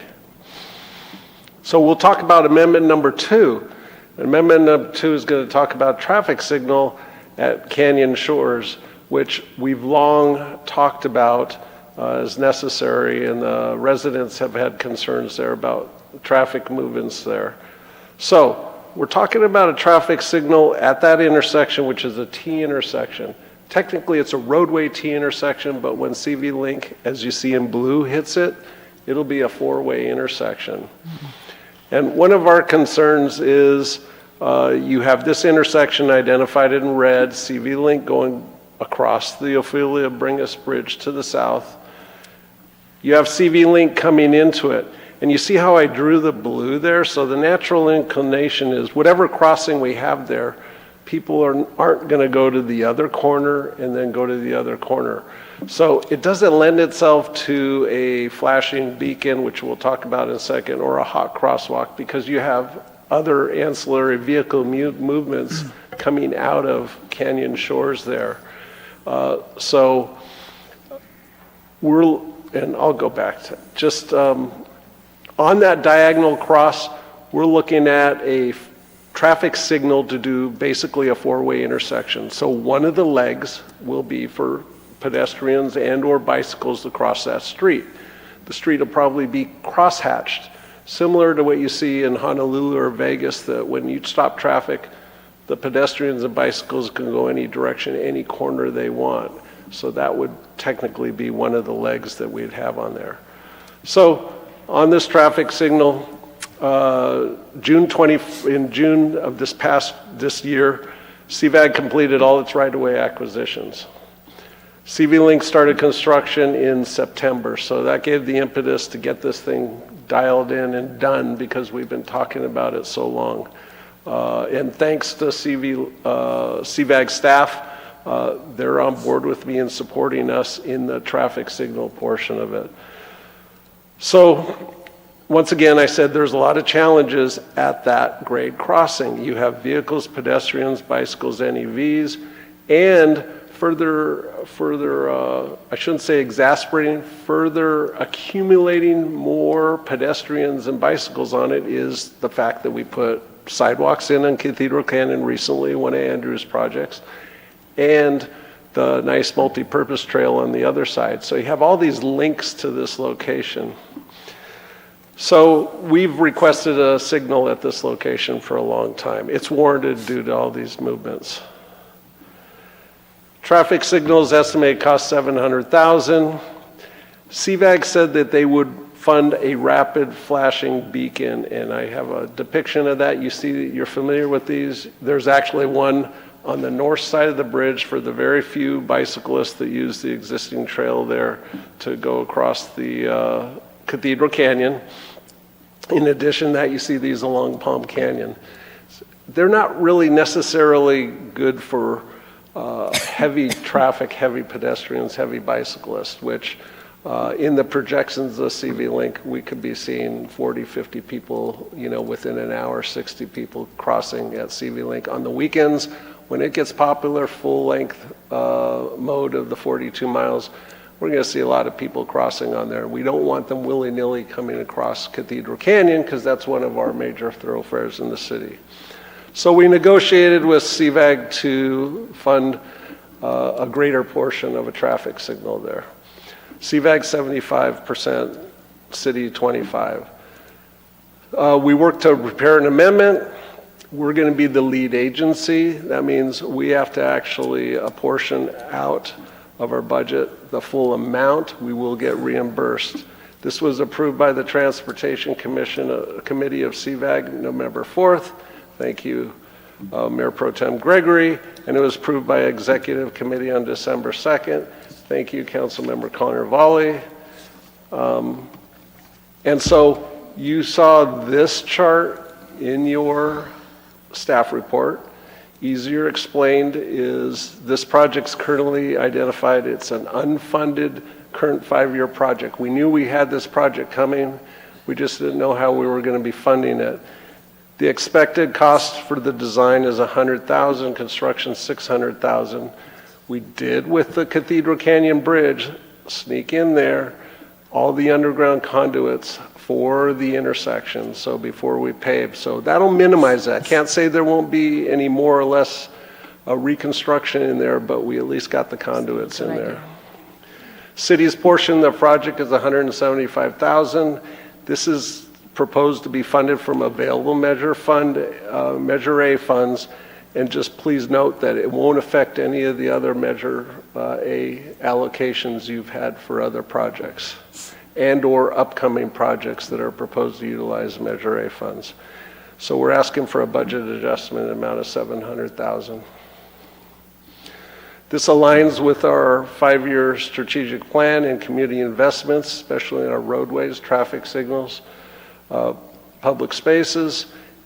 And so the recommendation is in your staff report to authorize the mayor and city manager to execute the agreement for this not to exceed $700,000 to provide the engineering design for this project and to approve the budget adjustment for the same amount. Thank you very much. Mayor Pro Tem Gregory, you had a comment?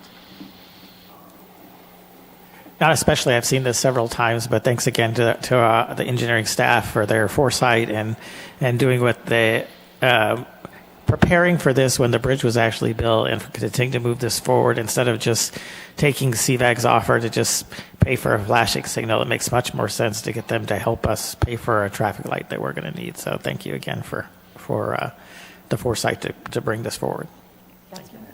Yes. Hello, John. Good evening. My question is, the CV Link construction path will be built on the north side of the Whitewater River, or correct? Yes. Okay. Now, this is the reimbursement portion that we're accepting. Is the design contract authorization will be coming back for us for approval, or does this include also the authorization for the approval of the design?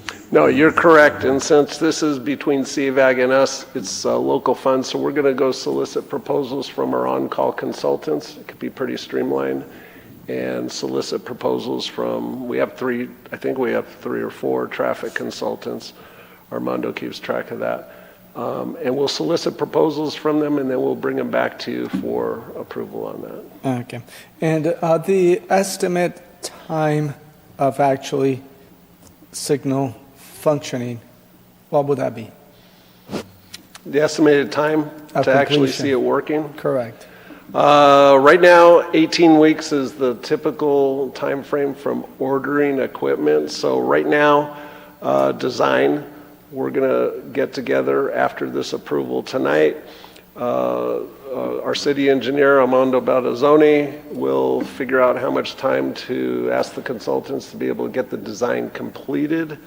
And then once it's completed, we'll send it out to bid. Most likely when we send it out to bid, the contractor will need a lot of lead time to purchase the equipment. So I would say that we're probably looking at about this time next year, this project to be completed.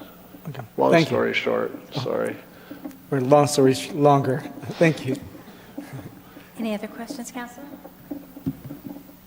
Guess you're off the hook, sir. I don't believe there's anybody in the public. No. All right. Just going to move on then. Approval. We did- Ready for a motion to move approval?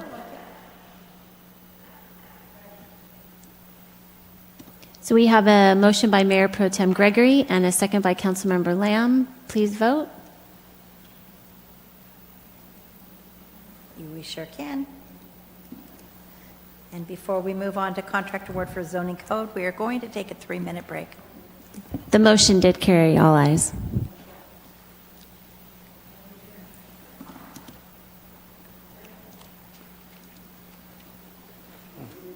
Four more items, wow.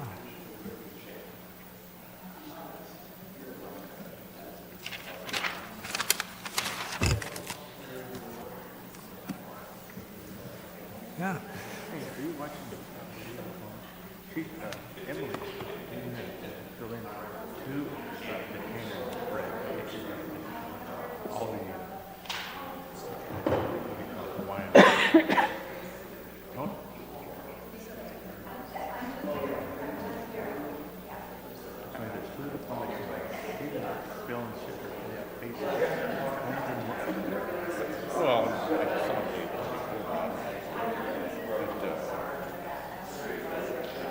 Tony's working, everybody's working, she's walking around.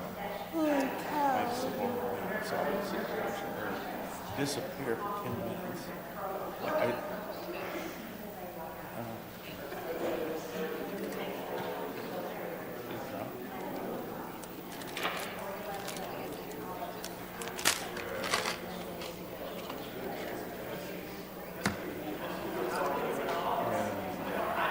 all right, well, check it out.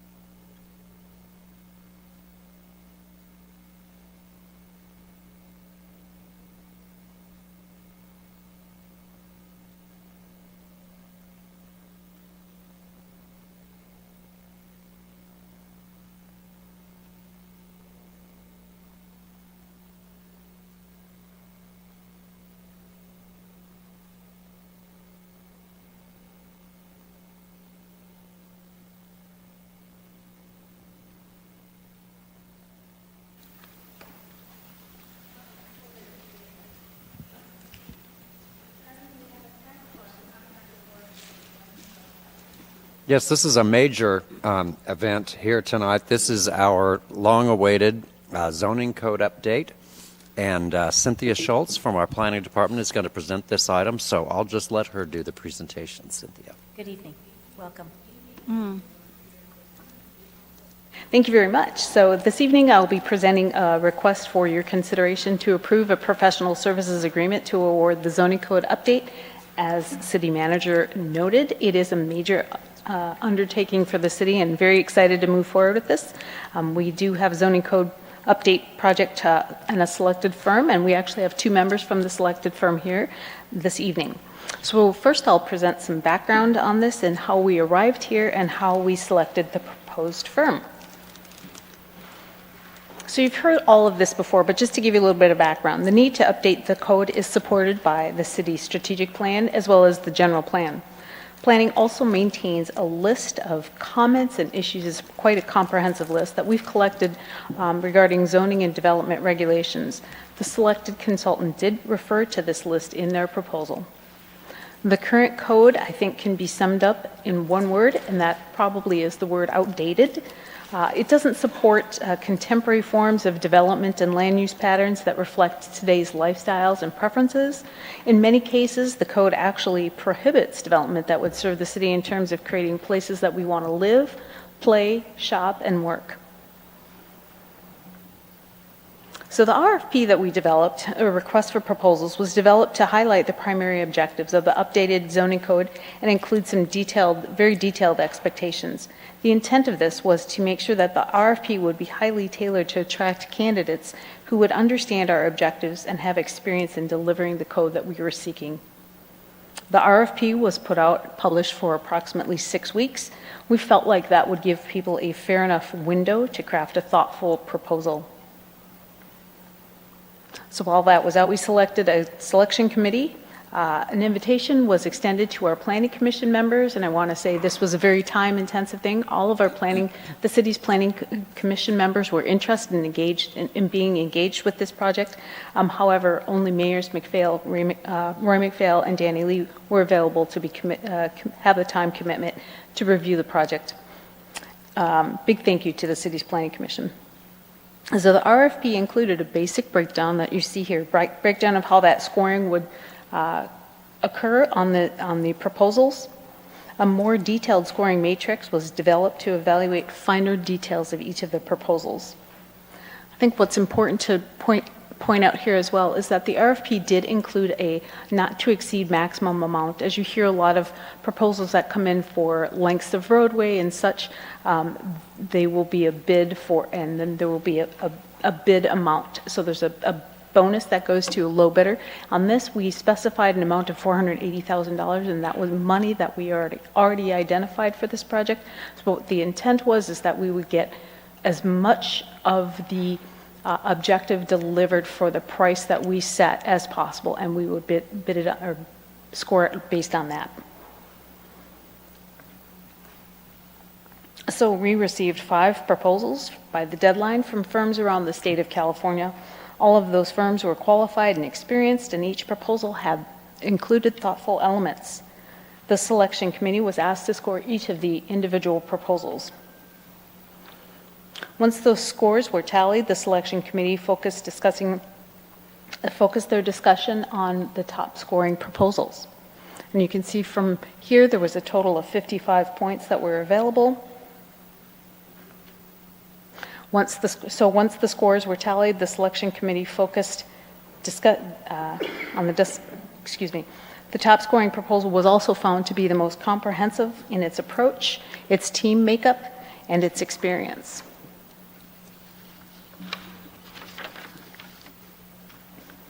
So the mid-tier, I'll talk a little bit about the specifics of the proposal that we've selected. Mid-tier Harnish proposal broke down a highly complex project into 4 phases to create more manageable segments. The proposal includes detailed engagement with a variety of user groups, ranging from city staff to both elected and appointed officials, also includes members of the public and other stakeholder groups. The time frame for a project of this scale is 18 to 24 months, which we expect and hope to kick off in January. Critical to the success of this project will be an effective steering committee, as this group will be tasked with the overall direction of the code update. There are many ways that we can get from here to there of getting the zoning code update, but for it to really truly be successful for our city, it needs the insightful leadership of a steering committee. A separate technical advisory group will review the documents, provide edits, evaluate the tools to ensure that they work and that they will be applicable to our city rules and the local climate that we have here. That's a distinct role, separate from the steering committee, who has a much more leadership role. So key staff have been invited and have accepted our invitation, are here with us this evening. Our folks are Brent Gibbons and Michael Gibbons. The team have managed multiple projects throughout the state of California. They will be primarily responsible for delivering the update through their other members of their team. Other team members who will be involved include Martha Miller, Jim Hyde, the founder of Urban Green and Craft Development, and M&S. Emily Elliott of M&S is intimately familiar with the city's zoning code, as she has been a contract planner with the city for some time. So Emily's firm, M&S, will serve as the primary CEQA consultant for the code update. The full budget for this project has been planned for. The Mintier Harnish proposal is in line with cost expectations, and I would point out that their budget proposal was reasonably covered all aspects of the expected performance to conduct this work. So again, this zoning code is contemplated and supported by goals C and F in the city's strategic plan. In addition to primary objectives of the zoning code are really to update, to modernize the zoning code. The zoning code was actually created in 1981. And we want it to be facilitative rather than regulatory. The other primary objective is to align the code with the general plan. That includes objective design standards, design guidelines, streamlining, implementing the general plan, and the housing element goals. The general plan is really the city's long-term vision. Where do we want to go? And the land use code, the zoning code is the vehicle for how we get there. So the recommendation before you this evening is to approve the professional services agreement with Mintier Harnish for updating the city's zoning code and to authorize the city manager to execute the agreement. The agreement and the proposal are both in your packet. The project planner and the manager are here tonight and available if you have any specific questions for them. Otherwise, staff is here to answer questions as well. Thank you. Thank you so very much. Do we have any questions from council? Oh, I do.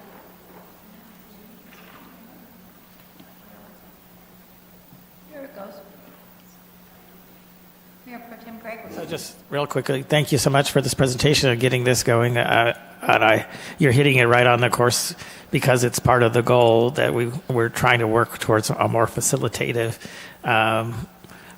process instead of being regulatory or instead of, as I say, instead of always saying no, trying to find a way, well, if we can't do it exactly that way, well, is there a way we can do it? So I'm very encouraged to see this moving forward. So I'm not familiar with this firm. I don't know. Have you done? I don't know if one of them can come or both can come up. Have they worked in the area here before, or why don't you have them speak to that? Yeah, if you could come up and speak to that. We have a lot of names that we've heard, but I haven't heard the name of this firm before. And your names are the same, so are you related or friends or? Well, I'll wait for. Do you want to come up here? You may know each other. Come on. Well, good evening, Mayor. Good evening, Mayor Pro Tem Michael Gibbons. So yes, we do share the same last names. Okay. We also do share the same parents. Oh, so. Yes, excellent. All right, and you still get along well enough to work well together. Yeah, yes, that's good. Can you just tell us a little bit about some of the work you've done, and if you worked in the area, or is this? And with that, will it be hands-on work, or is this going to be mostly able to be done remotely? Because I see you're here. That's impressive. We don't always get. Sure. So I'll just give a little bit of background. Mintier Harnish is a planning and land use consulting firm. We work on general plans, zoning codes, and housing elements. We're predominantly in the Central Valley in Northern California. Next year is our 40th year in business. I've been with the company just about a decade at this point. Michael's been with the company about six years. Michael and I's niche is primarily zoning codes. We have worked on over 24 zoning codes across the state. So the most recent ones are the City of Santa Clara, the City of San Ramon. We're working on the City of Rio Grande, and other technical amendments up and down the Central Coast and Northern California. We haven't made it too far down the state. Cathedral City had a great interest to us. My brother and I have been visiting this area for our entire lifetime. Our family owns property actually up the hill in 29 Palms and Yucca Valley. So when this popped up, we thought this would be a great opportunity to make our way back down to Southern California to a place we enjoy.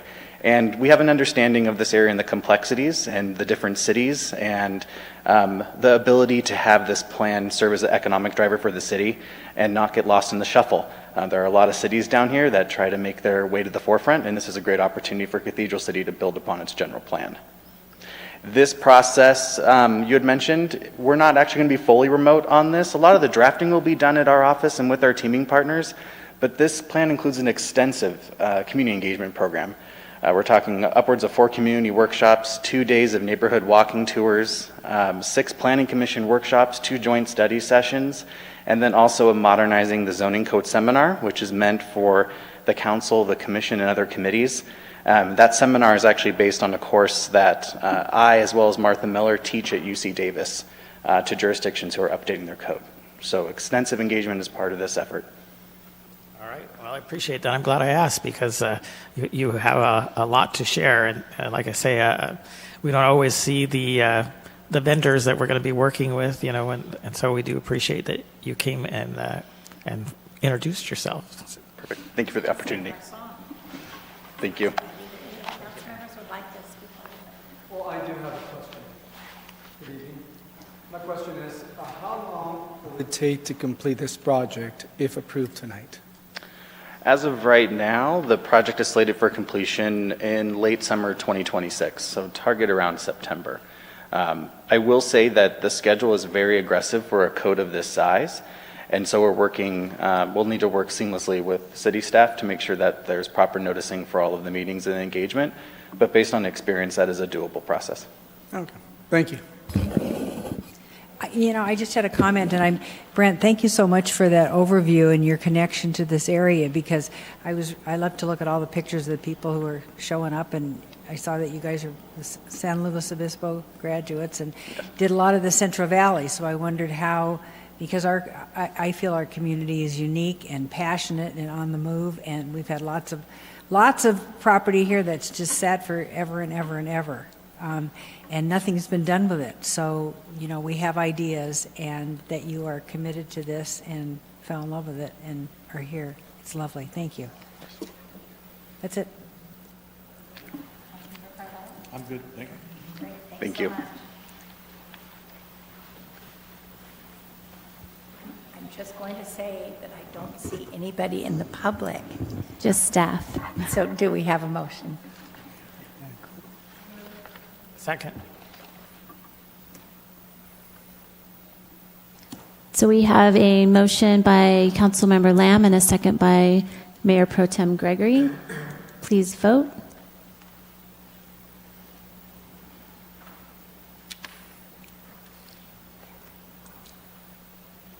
And the motion carries all ayes. Thank you very much. Item number E is the purchase of a fire department PSEC radio. City Manager?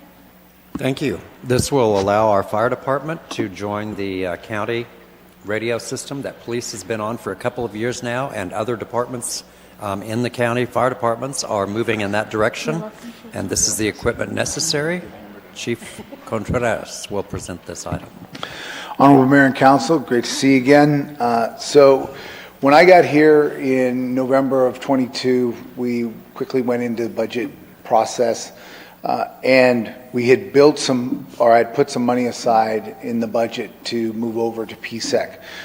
Where I came from, we had already had 800 megahertz radio. It's a very common digital system.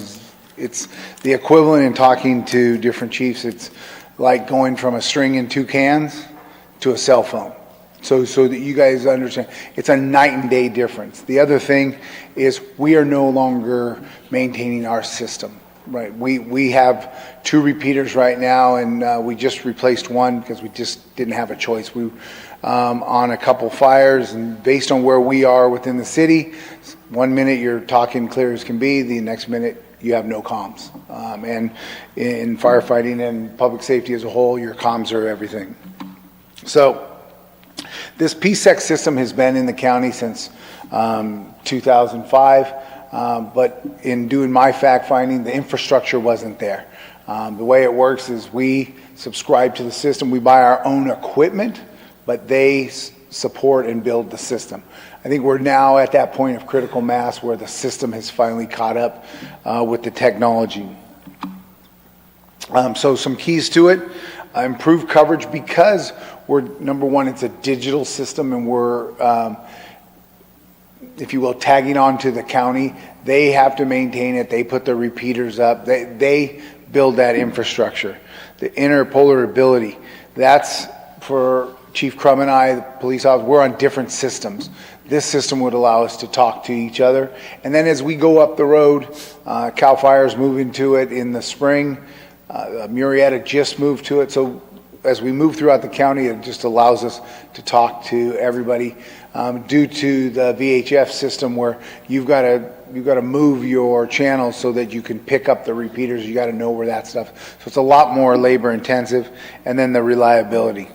I've already talked about the network. The county has built it out to where we are now. I talked about it in Orange County. We'd already had this for almost 15 years. This is now built out so that it's much more reliable. The city versus the county having a repeater here, a repeater there. It's much more seamless. So the background, I already talked about it. We I planned on $65,000 and $65,000 in the last budget. So we're in the second year of that budget cycle to move to that. I quickly found out that I hadn't budgeted enough, right? So I was planning on coming back to you, and this opportunity came up. Of that $130,000, I still have $120,000. We used $10,000 for a repeater upgrade that we had to do to our own system. Timing that, Motorola came to us and said, hey, if you buy this equipment now, you get a 35% discount. So when we were weighing whether I come to the council, looking at what the different fundings are, we looked at financing, there was a bunch of different options, but the 35% made it much more desirable. Right now, when I give you this estimate, and I put it on the staff report as one of the attachments, right now they give you a chart of roughly what it's going to be per radio. What we believe, and I think what Chief Crum has said, those costs are coming down. The more people that get on the system, the more those costs will come down. The first year, if we were to do it today, we're looking at $60,000 a year in annual costs to stay on that system. Once we buy our radios, we pay that. We don't have to do any maintenance, any infrastructure, anything like that. These are the radios. We're looking to buy 24 portable radios. These are handheld, digital, touch screen, a lot like cell phones. And then 15 of the mobile radios that will go into the equipment. I talked about it earlier. These would go including into the new ambulance. And just so you know, the portables are per person, so every person has to have one on the unit. The mobiles are per unit, so there's only one of the mobiles that go on that unit versus if there's 2 people on an ambulance, both of them have to have a portable. Of course, the way technology works and the way Motorola works, they're no longer supporting our radios. So now if they break, what do we do as far as getting them repaired? So the 2 of those matched up. The total cost of this is $431,253,091. This does have a sunset. It has to be done before the end of the fiscal year, which is why the calendar year, which is kind of why we got it to you in the short time that we did. The recommendation is to authorize the purchase of 24 portable and 15 mobile radios from Motorola Solutions and JBC Electronics totaling $449,200 and $53,091, and to authorize the city manager or his designatee to execute all necessary documents. The additional money from the 431 is the installation of the radios within the vehicles once they come. Fiscal impact, 431, 18,000 from JBC Electronics. The way it's broken up is we're asking for $449,253.91. $329,253.91 is coming from the equipment replacement, and the other 120, which was the part that I had asked in the last budget year, is coming from the general fund as part of my budget.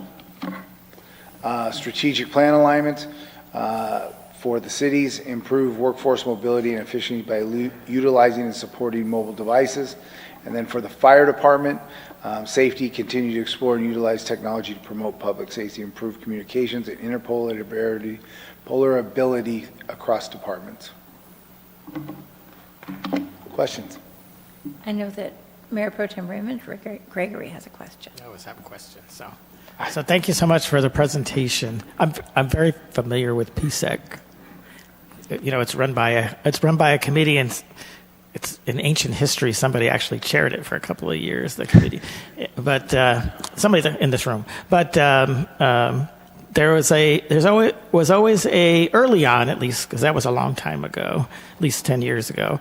There was a concern with some of the fire agencies about how it operated inside of buildings, and then in the fire environment, since it's different than maybe the police environment, especially with all the equipment, there was some concerns. Of course, that was a long time ago. I know when we first came here and we talked about changing the PSEC, the fire chief at the time, which was a couple of fire chiefs ago, also hesitated, and I think it was some things he heard in the industry. So I don't know if you have any knowledge of what the concern was, and if it's new equipment or is it just over time? I think it's a combination. I mean, I will tell you, I've used it for 20 years. Digital technology is hands down, it's night and day. Talk to Chief Crum and he can talk about their experience. They haven't had any. These are the reason they're colored that way is they are waterproof due to the firefighting. But is, number one, technology, number two, coverage. As far as inside a building, I can honestly tell you I've never had any issue whatsoever with it. So I can't speak for the previous fire chief, but if there was a problem with it, fire departments wouldn't be going to it. Well, and it's sometimes even if there's a question, all it takes is one fire department to say it, and then next thing the rest of them are like, oh no, we like our our VHF, and we're not going to change. But so when you said that you had worked with this in Orange County for all those years, I mean that kind of to me tells me that you know because Orange County has buildings and the same kind of equipment that we have. They have inside of buildings, they have doors, they have water, they have fire. Yeah. Like I said, in my conversation with Chief Crum, they've had Chief. Well, it's also very telling that CAL FIRE, they had the opportunity to come over 10 years ago, but I don't know if it was finances or what with them, they have many, many, many layers, even through Riverside County Fire. And then Murrieta Police has been on it for they were one of the original. Even when I was back, they had Murrieta Police was on the committee back then too, but fire initially didn't. But it sounds, if there were concerns, it sounds like they've been alleviated if they are coming over onto this. Yeah, I want to say by the end of 25, 2 weeks ago I went to a county chiefs meeting, and by the end of 25 they figured all the county chiefs or all the county fire departments would be on it. The issue with Riverside County Fire / CAL FIRE is they send their units up and down the state, and if they go to a digital network in Riverside, but they've got to go to Napa, and Napa's on VHF, there's nothing they can do. So that's still a concern of the fire chiefs for CAL FIRE. So they may be dual banding it or something like that. These are dual band. I think Chief Crum's got tri-band. Okay. The increased costs just weren't. Well, just like it did with police, it makes perfect sense that you would be able to speak, first of all, most incidents, be patched even if need be with our police department, and then even other fire departments as they come on. Especially if you go to other areas of the county or even outside that. Truly, for me, I mean, yes, we will run with them on the fires. To me, it's the being able to talk to PD. I hope we don't ever get it, but if we ever get an active shooter, we get something like that, having the ability to talk to PD is night and day difference. Yeah, excellent. All right, thank you, and thank you for moving this forward. Good evening, Chief. Good morning. Question. Now, does the PSAC radios, do they function like a cell phone? That is, you can actually communicate with another person just one way, just between you two? So if we all had radios, right, what it does is as you click, it will send out and will wait to pick up the channel, right? It will, when I talk on this one, you will all be able to hear me, but once I lock it, I won't be able to hear you, right? So like on an incident of a fire, we're talking, hey, everybody, we've got this, and we give what we call our 952. We're able to communicate to everyone, but mine, because my toggle is keyed, I can't hear anybody else. It blocks anybody else from coming into mine during that. Does that answer the question? So if I have a PSAC radio, you do as well. You call me.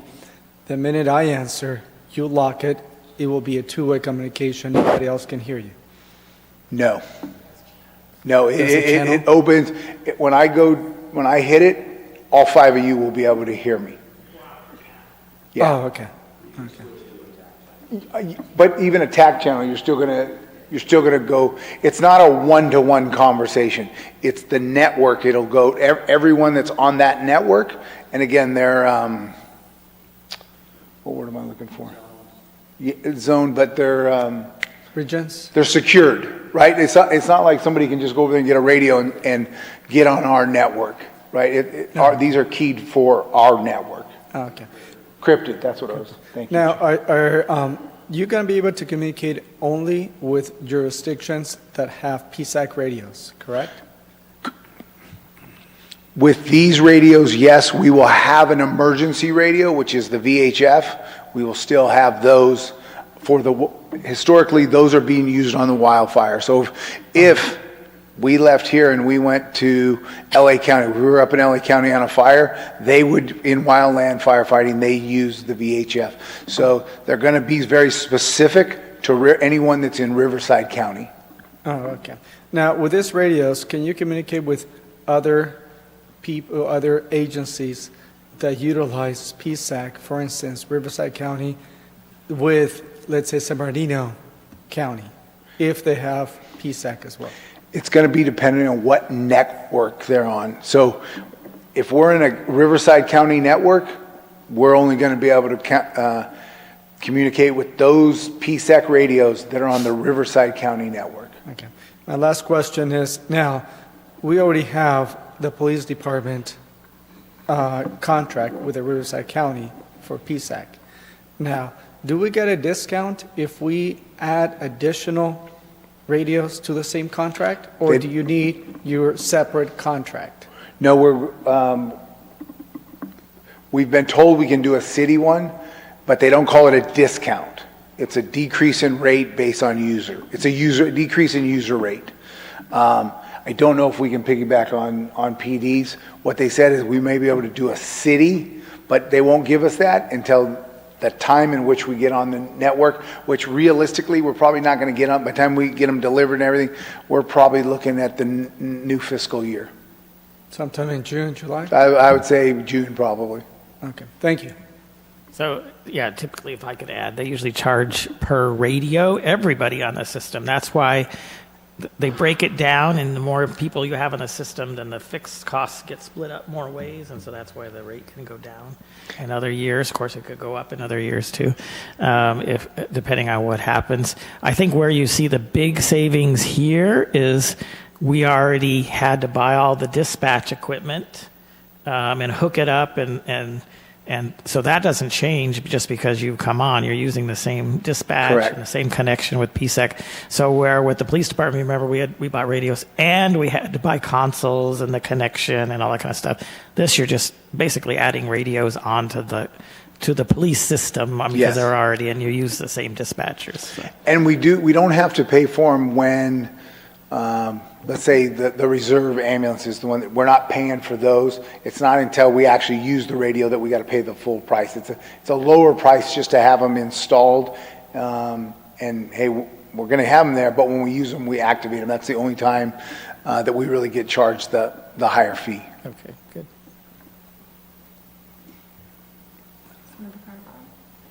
Councilmember Lamb?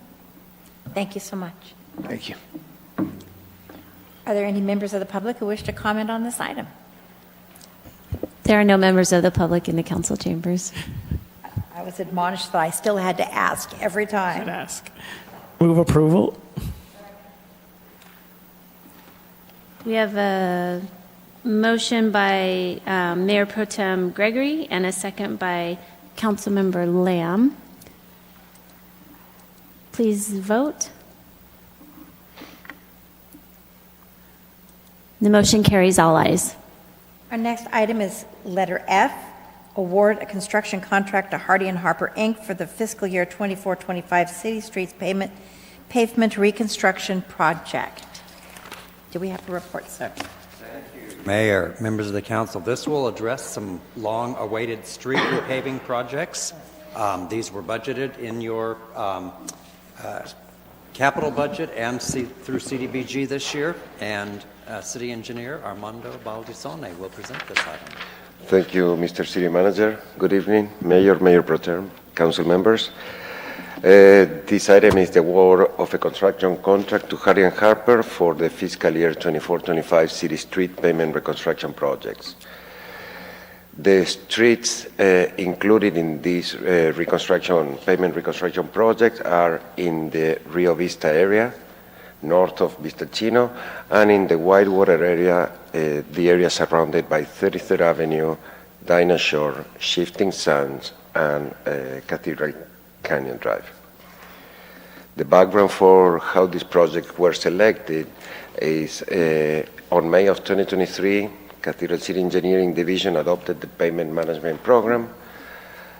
Early this year, February 24, the City Council approved the resolution and listed the projects that were going to be funded with SB1 funds. And on May 2024, the City Council approved the Community Development Block Grant Annual Action Plan that listed also projects that are going to be funded with CDBG.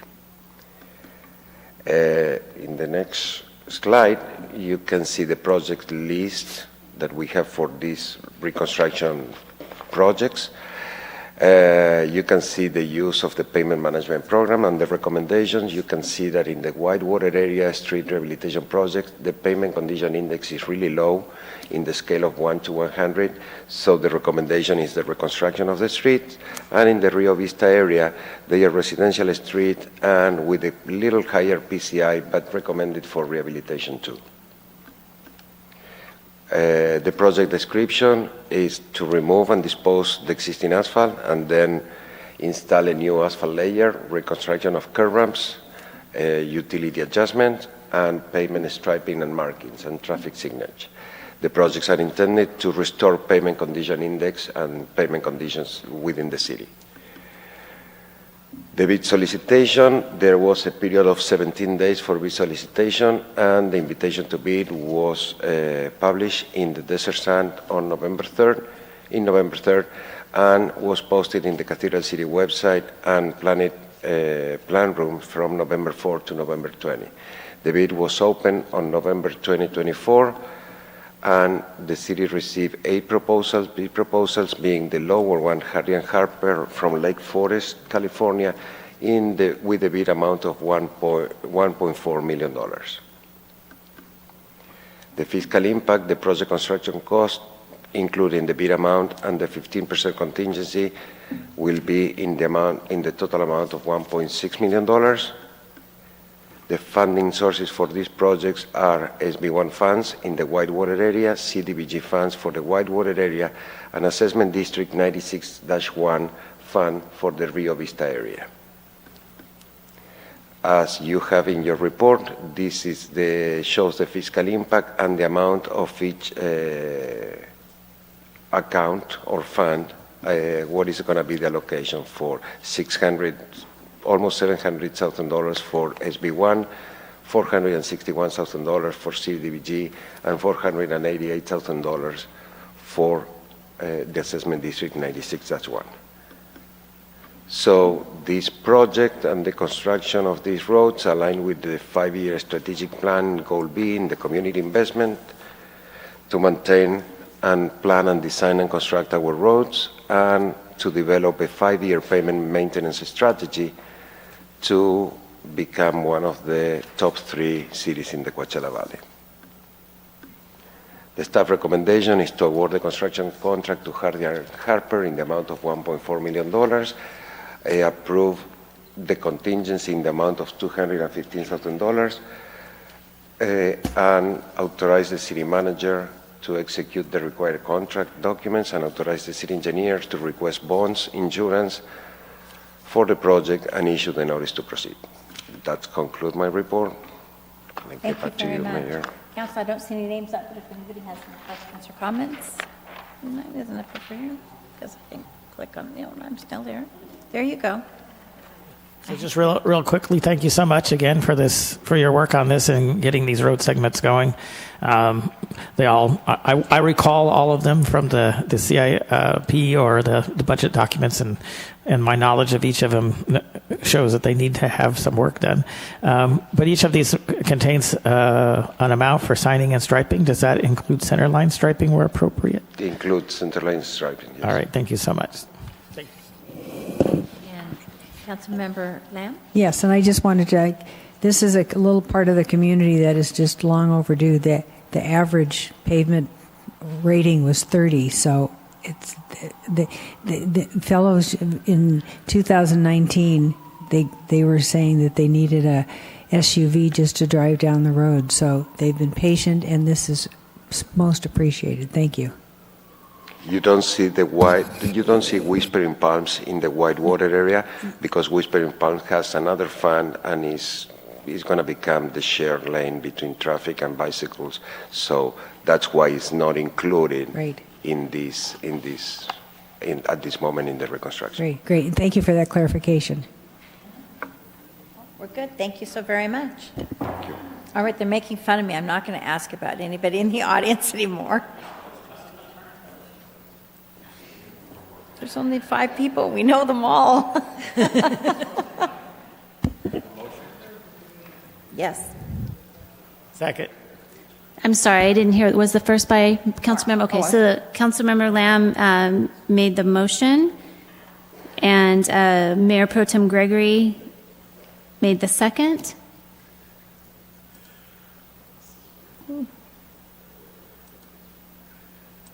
Please vote. The motion carries all ayes. I don't know. I don't know the answer to that. So item number G is the Civic Center elevator replacement. May we have a staff report, please? Thank you, Mayor. Kevin will point out that our existing elevators are original to this building from 1998, and it's time to replace those. Fortunately, we have funding available in the Facilities Fund, and Kevin will explain this one to you. Thank you, Mr. City Manager. Given the fact that it's me and the only thing holding you back from leaving the door for these final presentations, we will make this as quick as possible for you all. So the City Manager already gave the presentation, so if you'd like, we can just move on to the next one. But I know that's not realistic. Please, Mayor, Mayor Pro Tem, City Council, thank you, City staff, for your patience this evening, and we are going to talk about a much-needed improvement. Questions throughout, or save to the end, or none? We welcome no questions as well. Background, as the City Manager said, 26 years old, 1998. In 2019... So do we have to run this by historic preservation since they're that old? No. All right, I withdraw the question. You stole one of my lines for later. It's what we call vintage. 2019, we did replace for over on the PD side the front and rear door motors. But guess what? The monthly, not in addition to the regular monthly maintenance, they break down. And we have costs and costs and costs. So we are here to minimize future costs, operating costs, that is. Useful life is typically 15 to 25 years. We utilize the cooperative agreements available to us, both Sourcewell and Omnia partners. And in doing so, Patrick went out and he contacted 6 different vendors, of which only 2 replied. But yay, 2 replied. Kone and Otis. And you see the bottom line with respect to the pricing. On the next slide, you will see the comparison. There is a 3% prepayment discount of 90%. We plan on exercising that.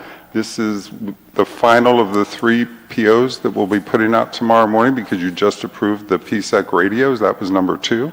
So this is number 3 if you approve it.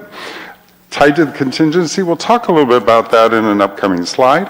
It was in the staff report, but you can see the difference between Kone and Otis. $30,000 difference.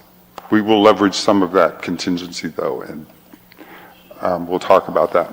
There is a 12-week lead time, so it's imperative. We would like to have this project done by the end of June. We would like for it to all be paid in this fiscal year. Otis will replace one at a time, so we will direct traffic from one side of the Civic Center complex to the other side of the Civic Center complex during that time. So they will not be closed down at the same time. When all is said and done, following replacement, we will obtain a maintenance contract for regularly scheduled maintenance, similar to what we have currently today with our current vendor for both Civic Center elevators.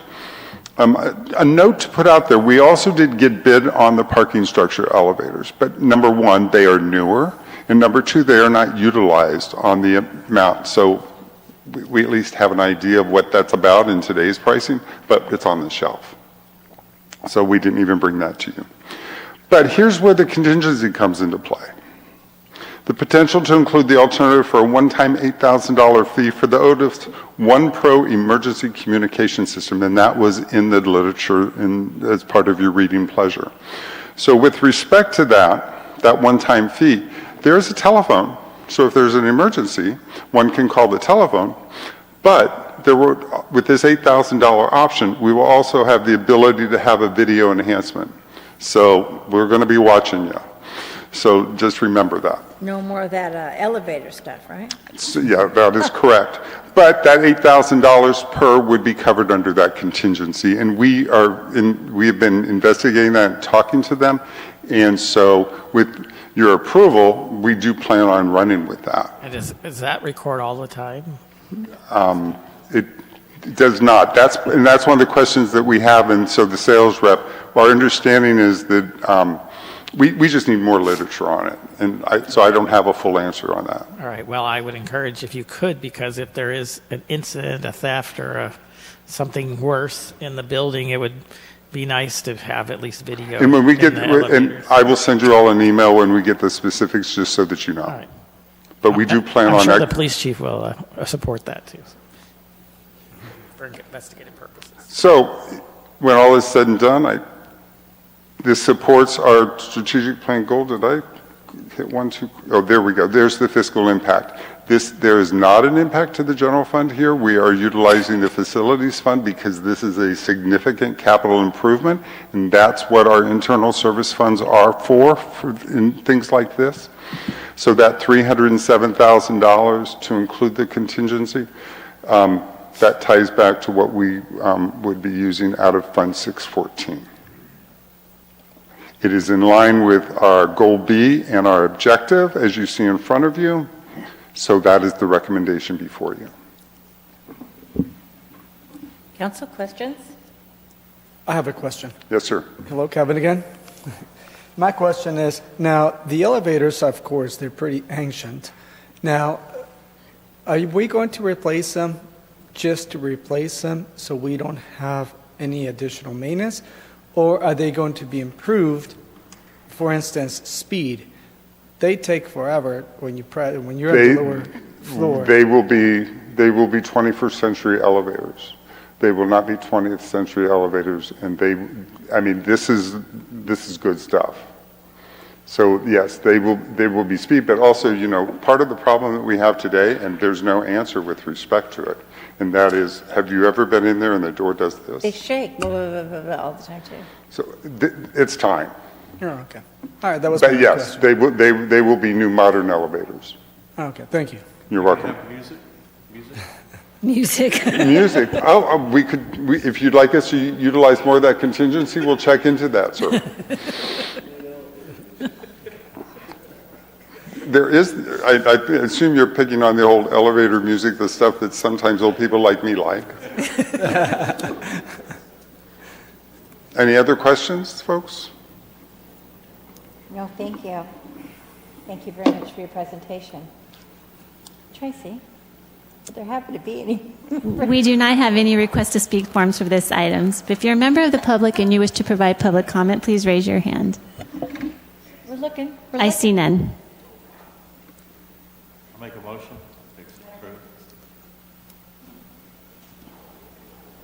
We have a motion by Councilmember Carnevale and a second by Councilmember Lamb. Please vote. The motion carries all ayes. Thank you very much. Thank you for your presentation. You are welcome. Daddy Ken? No, not at all. Oh, that's going The to be next the is end. item Who is that? H, the resolution That is authorizing the Charlie. city manager to execute agreements with the California Department of Tax and Fee Administration for the implementation of a local transaction and use tax and the authorization of Do I go examination of back? records. Oh, I do need you.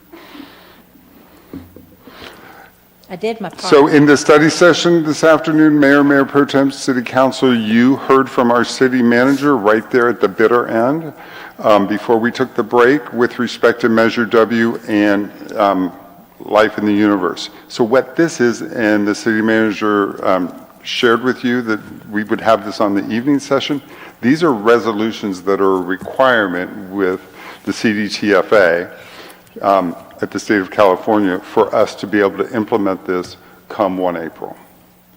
Questions, answers, please feel free. What is our, what causes our cost of $175,000? This is a CDTFA fee.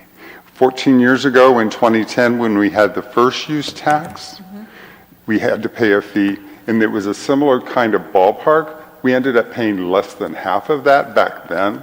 So we're making the assumption that with respect to the CDTFA, which is the old BOE, the Board of Equalization, and that's the California Department of Tax and Fee Administration, that those folks, our fee for this should not be what is in the staff report.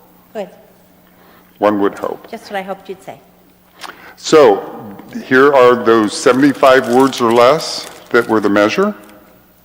You're familiar with this? So prior to the sales tax being operative in the state of California for this measure, like all the other measures that passed or do pass in any given election season, we must contract with the CDTFA because they are the folks that administer sales tax and use tax. So we're required to execute an agreement package, which is 10 different items, but what you have before you tonight are only 4 of those items. So we won't bore you with the details like the fact that we have to provide a voided check and some other things. But we will be submitting 10 items to them to include what you have before you tonight. The pertinent documents for tonight are 2 resolutions, and tied to the first resolution, we have 2 exhibits, a preparatory agreement and administrative agreement. We have actually coordinated with, we actually have a live body, just not an email, that somebody with AI and ChatGPT and all that kind of stuff is talking to us, but it's a real person. So that's kind of interesting. But we actually have had coordination with a real person on making sure that we're doing all of this properly. So the 2 resos, the 2 agreements. They're in your packet. You were able to see those. They are due to the state of California by December the 27th in order for this to be effective April 1st. Keep in mind, you've heard this on more than one occasion, with the way that we get sales and use tax every month, but it's 2 months in arrear. April we will receive in June, July we will receive in August, and June tax May we will receive in July, and then it's late. And then June we will receive in August, but all of that will get accrued back to the current fiscal year. So that's where that seed money will be for this final quarter of this year. When we've talked earlier this evening about the potential for a vehicle to be paid, we will pursue that. So we want this all to be effective April 1st, and that's why it's imperative that we are here in front of you tonight. So tied to the discussion and the spending plan, with respect to it, this then takes those 75 words, and so with respect to this, we will actually have a budget. As part of our budget, when the city manager talks about the general fund, we will actually have another fund that will be for our financial statements that we present to you by the end of December every year. It will be another fund where all of the activities of Measure W will exist. And so what you have before you here is based on those 75 words: public safety, infrastructure and road improvements, and parks and recreation. Those are the three primary areas tied to the 5 pillars of this Measure W. And it ties back to the fiscal impact is potentially up to $175,000. We will be billed. The good news is it's almost like what you heard before with respect to the 2 chiefs, with respect to when they were talking about PSEC. The more people that play, just like when we have a general election, the more people that play, the cost factor usually comes down. With the general election, the city clerk can share with you that when we have more people that play, usually our costs aren't as high as when there are just a few people playing in an election. The same kind of thing here. Given the fact that there's more, we anticipate a similar kind of effect. Because there's so many measures that were out there this season, hopefully the cost will be lower than what's listed here. And the bottom line is, as it was discussed and shared, that by having these resolutions approved by you all and be able to get this ball started, it's estimated that it will generate upwards of $5 million a year. Our goal, our objective, our action, tied to our 5-year strategic plan, and the recommendation before you is not only adopting the 2 resolutions, but also approving the expenditure budget adjustment. Any questions? Questions, Council? Thank you so much for your time. We appreciate it. Thank you, ma'am.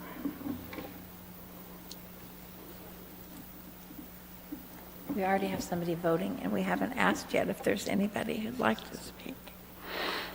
We do not have any request to speak forms for this item. If you're a member of the public and you wish to provide public comment, now would be the time. And there are no hands raised in the audience. Second. So, is that Mayor Pro Tem Gregory? Motion, and Councilmember Carnevale made the second.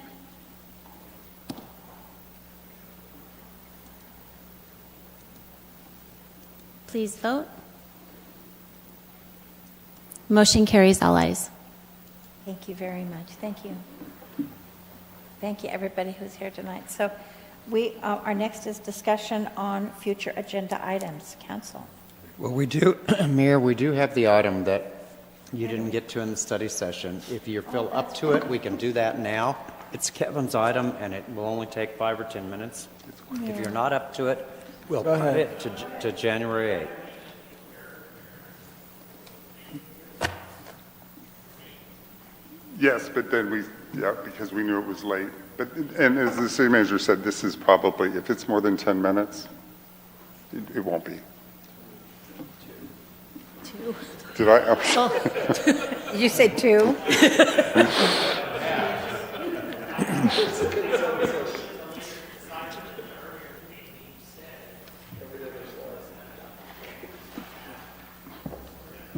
Well, it won't hurt anything if we kick this to January 8th if I sense you're done.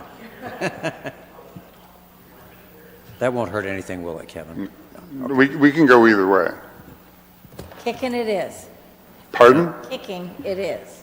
Okay, well then I don't get to say I was going to turn back time and get to say good afternoon, because it was going to be an afternoon session, but we'll save it for January the 8th.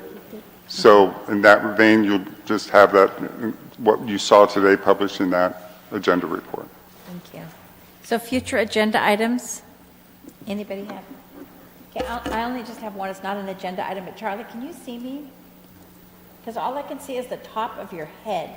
I haven't been able to see. I lean forward to see you there, and I'm the highest my chair will go. I think I need a booster seat. You just have to lean to the right there. What? Did she adjourn? That's right. The reason I want to see. And I know I'm going to. That you're going to lean the other way, right? That's so you don't see me. I didn't hear it. Mayor? I know that's why I need like a booster seat. It's ridiculous. Did you? Meeting is adjourned. Thank you. Here's my cute little. Oh, yeah.